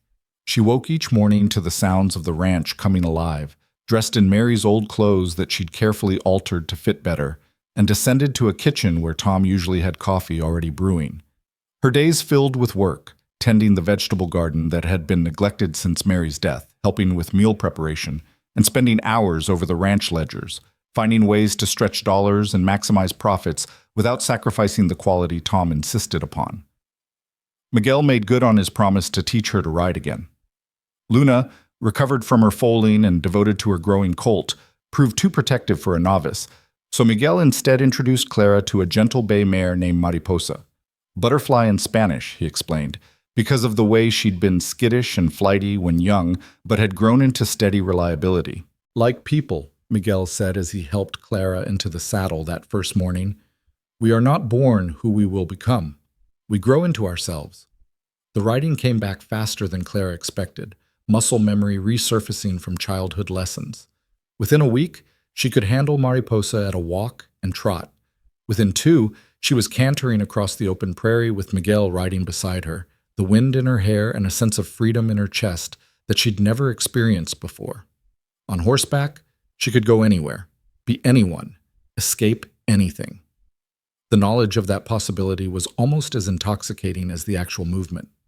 Silas watched her progress with quiet approval, occasionally offering tips about posture or rein handling, but mostly letting Miguel do the teaching. He kept his distance in other ways too, respecting the boundaries they'd established, never entering her room without knocking, never presuming intimacy just because they shared a last name. They took meals together, worked side by side sometimes, and talked in the evenings when their paths crossed, but they remained fundamentally separate. 2 people sharing a legal bond but maintaining careful emotional distance, except the distance was getting harder to maintain. Clara found herself noticing things about Silas she shouldn't care about. The way he pushed his hair back when he was frustrated, the rare smile that transformed his serious face, the gentleness in his hands when he worked with animals or mended something broken. She noticed how the other men deferred to his judgment, how Tom trusted him with the ranch's most important tasks, how even Charlie, who'd been ranching since before Silas was born, asked his opinion on difficult matters. And sometimes she'd catch Silas watching her with an expression she couldn't quite read, something between wonder and concern, as if he couldn't quite believe she was real or worried she might disappear if he looked away too long. 3 weeks after their confrontation with Vernon, Clara was in the garden pulling weeds when she heard the sound of an approaching horse. She straightened, shading her eyes against the afternoon sun, and felt her stomach drop when she recognized the rider. Sheriff Daniels rode into the yard at an easy pace, his face giving nothing away, but his presence alone was enough to set Clara's nerves jangling. Tom emerged from the barn, wiping his hands on a rag, and Silas appeared from the direction of the corral. They converged on the sheriff together, presenting a united front. "Sheriff," Tom said evenly, "what brings you out this way?" Daniels dismounted slowly, his movement suggesting this wasn't a social call. "Got some news I thought you folks should hear directly, rather than through the gossip mill. It's about Vernon Whitmore." Clara's hands tightened on the weeds she was still holding. "What about him?" "He's dead." The sheriff said it bluntly, without preamble or softening. "Found him this morning in the alley behind Murphy's saloon. Looks like he'd been there since sometime last night." The weeds dropped from Clara's nerveless fingers. Dead. Vernon was dead. The man who'd sold her, who'd haunted her nightmares, who'd represented everything dark and cruel about her recent past. gone. She waited for relief to flood through her, but instead she felt only a strange numbness. "How'd he die?" Silas asked, his voice carefully neutral. "Drunk," Sheriff Daniels said. "Drunk and stupid. Looks like he picked a fight with the wrong people, couple of drifters passing through town. They beat him pretty bad and left him in the alley. By the time anyone found him this morning, he'd bled out from a head wound." The sheriff's gaze moved between Silas and Clara. "I'm here because I need to know where you two were last night." "Here," Silas said immediately. "All of us were here. We had supper together at 6, then sat on the porch for a few hours talking. Charlie, Miguel, Danny, they'll all confirm it." "That's right," Tom said. "I can personally vouch that Silas and Clara never left the ranch yesterday or last night." Sheriff Daniels nodded slowly, his expression suggesting he'd expected this answer. "I figured as much, but I had to ask. Given the bad blood between Vernon and Silas and the fact that Silas threatened him publicly 3 weeks ago, I needed to eliminate you as a suspect." "Are we eliminated?" Clara asked, finding her voice. "Far as I'm concerned, yes. You got solid alibis, and honestly, this doesn't look like Silas's work anyway. Whoever beat Vernon did it in a rage, messy, and personal. If Silas had wanted him dead, it would have been cleaner. A bullet? Probably, not a beating." The sheriff mounted his horse again. "Anyway, I thought you should know. Vernon's got no family besides you, Mrs. Granger, so if you want to claim the body for burial, you got that right. If not, the town will bury him in Potter's Field." Clara thought about Vernon lying in an unmarked grave, unmourned and unremembered. She thought about the man he might have been before gambling and whiskey destroyed him, the brother her father had tried to help before giving up. She thought about how easy it would be to let him disappear into the earth without ceremony or acknowledgement. "I'll pay for a proper burial," she said quietly, "and a marker with his name. He was family once, even if he forgot what that meant. He deserves that much." Sheriff Daniels looked at her with something like respect. "That's generous of you, Mrs. Granger, more generous than most would be. I'll make the arrangements and send you the bill." He tipped his hat. "Good day, folks. Sorry to bring such news." After the sheriff left, Clara remained standing in the garden, staring at her dirt-stained hands without really seeing them. She heard Silas approach but didn't turn around. "You all right?" he asked softly. "I don't know," Clara admitted. "I thought I'd be relieved. He can't hurt me anymore, can't challenge our marriage, can't sell me again. I should be celebrating, but instead I just feel empty." Silas stood beside her, not touching but close enough that she could feel his presence like a warm shadow. "It's okay to feel complicated things about complicated people. Vernon was terrible to you, but he was also human. You can be glad he can't hurt you anymore while still feeling sad that he died the way he did." "Is that how you felt when that kid in Abilene died?" "Yeah," Silas said after a moment. "Relief that the fight was over, guilt that it had happened at all, sadness for the waste of a young life. All of it at once, so mixed up I couldn't tell one feeling from another." He finally looked at her. "You're a better person than Vernon deserved, Clara. Paying for his burial when you don't have to, when he tried to destroy you. That says more about your character than anything else could." That evening, they gathered in the main room after supper, the day's work finished and the night settling in around them. Danny tried to lighten the mood with another of his rambling stories, this one about a horse that had supposedly outsmarted him 3 days running, but even his natural enthusiasm couldn't quite dispel the strange atmosphere Vernon's death had created. "It's weird," Danny finally said, his boyish face troubled. "I mean, I never met the man except that one time in town, but knowing he's dead feels significant somehow, like a door closing or a chapter ending." "That's exactly what it is," Tom said. "Vernon Whitmore was a loose thread, an unresolved problem. Now he's resolved, and life can move forward." He looked at Clara with his usual steady directness. "How you feeling about it, Mrs. Granger?" Clara considered the question carefully. "Like I'm free," she said slowly. "Really free, for the first time since my father died. Vernon was the last tie to that horrible period of my life. With him gone, I can truly start over. Nothing from before can touch me now." "Except the memories," Miguel said quietly. "Those do not die when the people die. Those we carry always." "True," Clara agreed, "but memories I can live with. It was the ongoing threat I couldn't bear. Charlie raised his coffee cup in a toast.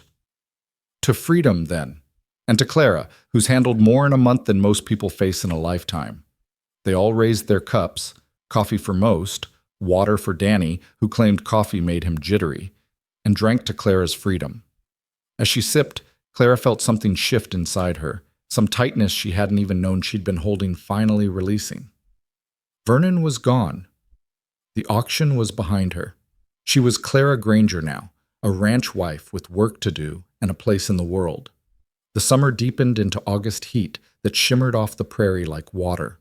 Clara's skin bronzed from hours outdoors, her hands calloused from work, her body growing stronger from riding and lifting and the constant physical demands of ranch life. She learned to rope, badly at first, with the lasso tangling around her own feet more often than catching anything useful, but gradually improving under Charlie's patient instruction.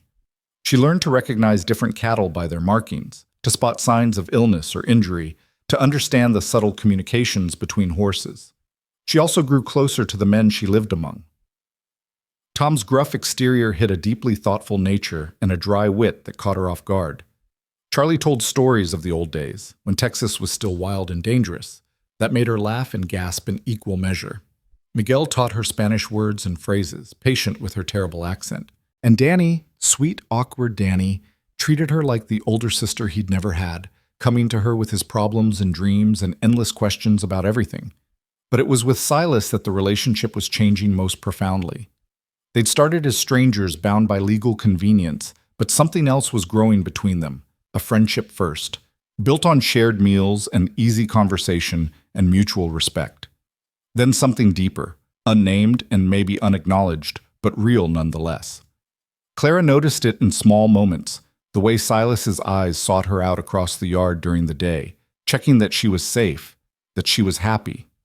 The way he remembered details she mentioned in passing, that she loved blackberries, that she missed reading books, that she'd always wanted to learn to shoot a gun, and acted on them. The basket of blackberries that appeared on her windowsill one morning, gathered from wild bushes along the creek. The 3 books Tom mysteriously acquired on his next trip to town, left casually on the kitchen table where she'd find them. The afternoon Silas spent teaching her to handle his rifle, standing behind her to correct her stance, his hands gentle on her shoulders, his breath warm against her ear. She noticed it in the way he spoke to her, too. The formal Mrs. Granger had given way to Clara within the first week, but now there was a warmth in the way he said her name that hadn't been there before, a tenderness that made her pulse quicken and her cheeks flush. And she noticed it most of all late at night, when the house was quiet and she lay in her bed staring at the ceiling, thinking about the man sleeping just down the hall. The man who'd saved her life, who'd married her to protect her, who'd asked for nothing in return. The man who was becoming, against all reason and expectation, someone she couldn't imagine living without. It terrified her. One evening in late August, Clara was in the kitchen preparing vegetables for the next day's stew when Silas entered through the back door, his shirt dusty and his hair damp with sweat. He'd been working on the fence line all day in the brutal heat, and exhaustion showed in every line of his body. "You look like you could use some water," Clara said, gesturing to the pitcher she'd filled from the pump. "I could use about 100 gallons of water," Silas replied, but he smiled as he said it. He poured himself a glass and drank it down in long gulps, then poured another. "Lord, but it's hot out there. Heat like this makes everything harder." "Come sit for a minute," Clara said, pulling out a chair. "You'll make yourself sick if you don't rest." Silas sat with a grateful sigh, stretching his long legs out in front of him. They were alone in the kitchen, the other men scattered across the ranch at various tasks, Tom napping in his room, as he often did in the late afternoon. The moment felt intimate in a way their interactions usually didn't, wrapped in the golden light of evening and the quiet of the empty house. "Can I ask you something?" Clara said, not looking up from the carrot she was peeling. "Sure. Are you happy?" The question came out more vulnerable than she'd intended. "I mean, with this arrangement, with me being here.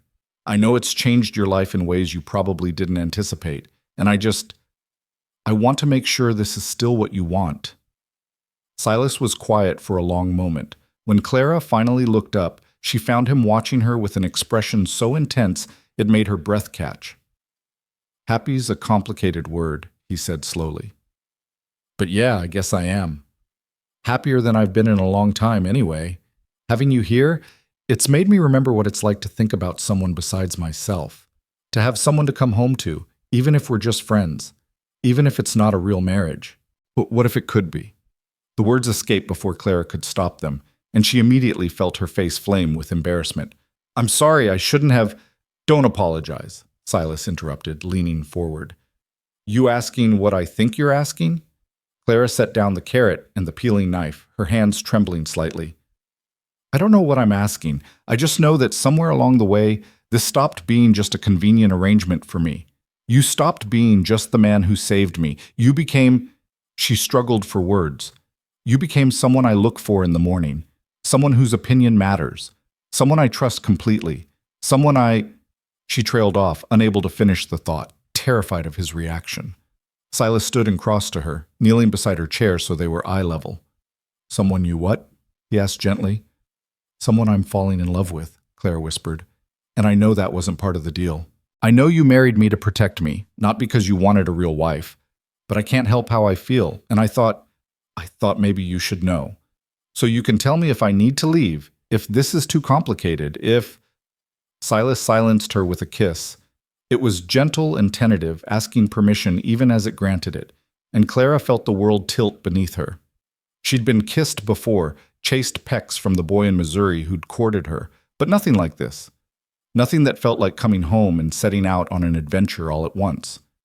When they broke apart, Silas rested his forehead against hers, his hands cupping her face with infinite tenderness. "You're not leaving," he said hoarsely. "And this isn't too complicated.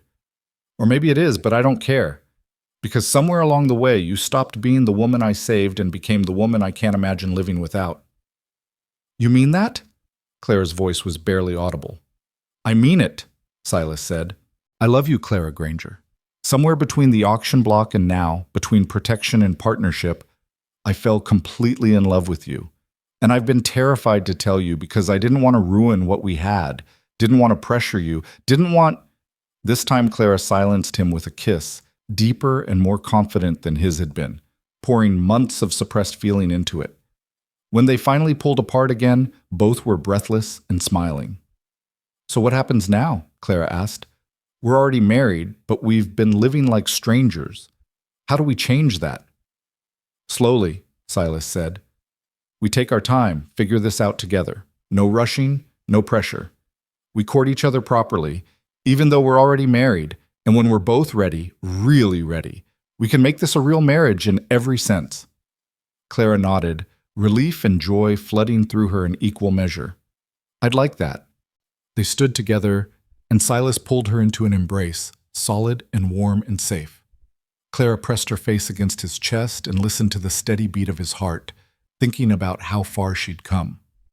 From an auction block to this, love freely given and freely received, chosen rather than forced, built on respect and trust rather than ownership and obligation.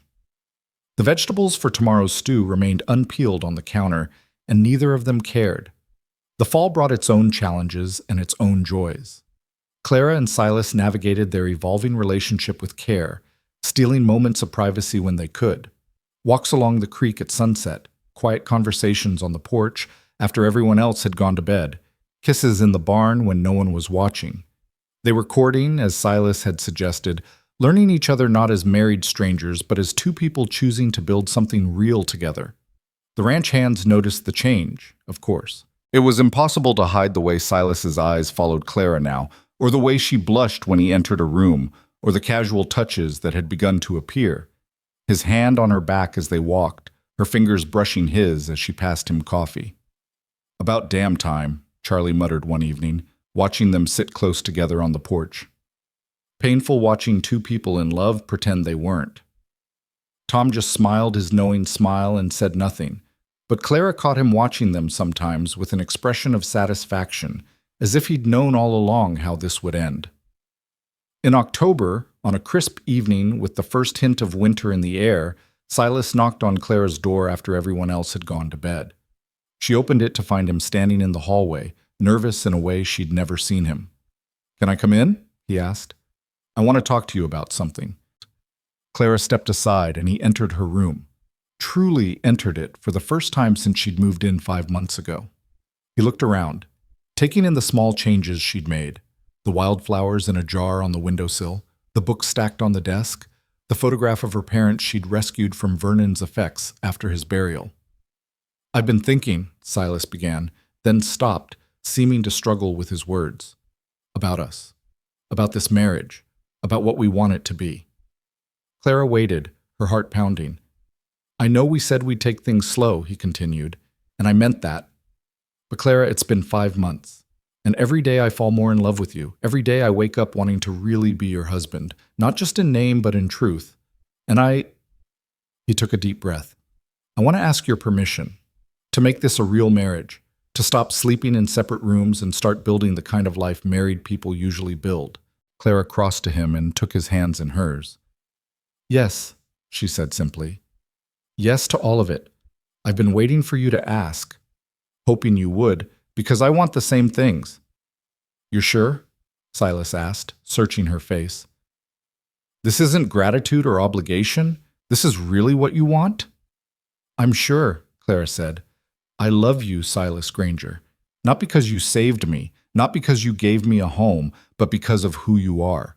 Because you're kind and strong and honest. Because you're patient with Danny and respectful with Miguel and loyal to Tom. Because you're trying every day to be better than you were. Because when I imagine my future, you're in every part of it. Silas pulled her into his arms, and they stood there for a long moment, holding each other in the lamplight. Then he kissed her, soft and sweet and full of promise. Move into my room? He asked when they finally pulled apart. Or I'll move into yours. I don't care which. I just don't want to spend another night down the hall from you, pretending I don't wish you were beside me. Your room's bigger, Claire said practically, then laughed at the absurdity of making practical decisions in such a moment. And yes, tomorrow. We'll tell everyone tomorrow that things are changing. But they didn't have to tell anyone. When Clara descended for breakfast the next morning, having spent the night in Silas's arms for the first time, Tom took one look at them and grinned. Well, well, he said mildly. I guess congratulations are in order. Again. Charlie chuckled into his coffee. Young love. Beautiful thing. Miguel just smiled and said, Bueno. It was meant to be. And Danny, bless him, looked confused for a moment before understanding dawned. Oh, you mean they're really married now? Like, actually married? When everyone laughed, he blushed. What? I thought they already were. We were, Silas said, his arm around Clara's waist. But now we are, if that makes sense. It makes perfect sense, Tom said, and I, for one, am glad to see it. Mary would have been happy for you both.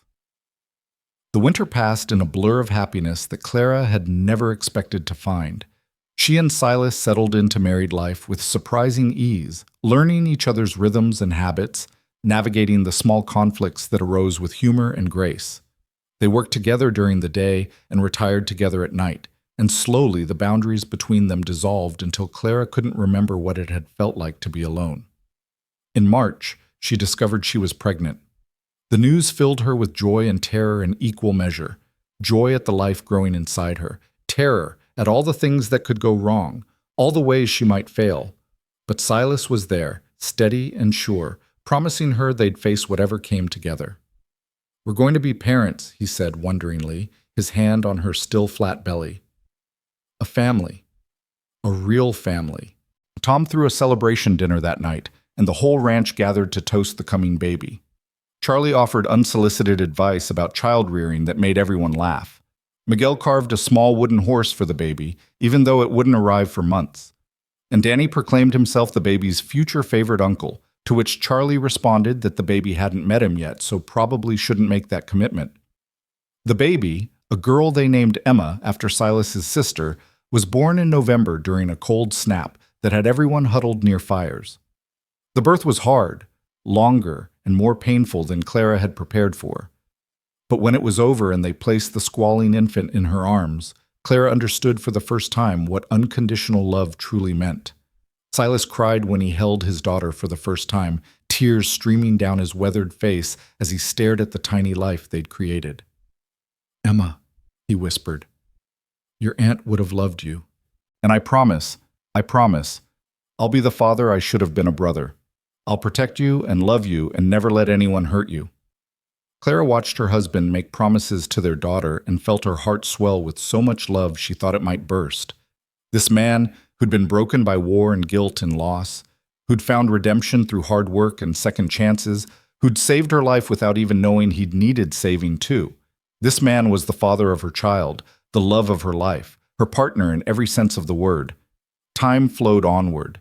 Emma grew from infant to toddler, a whirlwind of energy and curiosity who had the entire ranch wrapped around her tiny finger. Charlie taught her about horses before she could walk. Miguel sang to her in Spanish. Danny let her help with his chores, which usually meant making things take twice as long. And Tom, stern Tom who claimed he was too old for nonsense, could be found most afternoons with Emma on his knee, telling her stories about her grandmother Mary. Vernon Whitmore became a distant memory, a name on a grave marker that Clara visited once a year out of duty rather than love. She'd forgiven him, eventually, not because he deserved it, but because holding on to anger only poisoned the holder. He'd been a broken man who'd made terrible choices, and while those choices had nearly destroyed her, they'd also led her to this life, this family, this unexpected joy. On a warm spring evening 2 years after Emma's birth, Clara sat on the porch with Silas, watching the sunset paint the sky in shades of gold and crimson. Emma slept inside, worn out from a day of helping with the ranch work. The air smelled of mesquite and new grass, and somewhere in the distance, cattle lowed contentedly. You ever think about that day in Bitter Creek? Silas asked suddenly. The auction. Sometimes, Clara admitted, usually in dreams. But even then it doesn't have the same power it used to. It's like something that happened to someone else, in another lifetime. I think about it too, Silas said. Think about how close we came to never finding each other.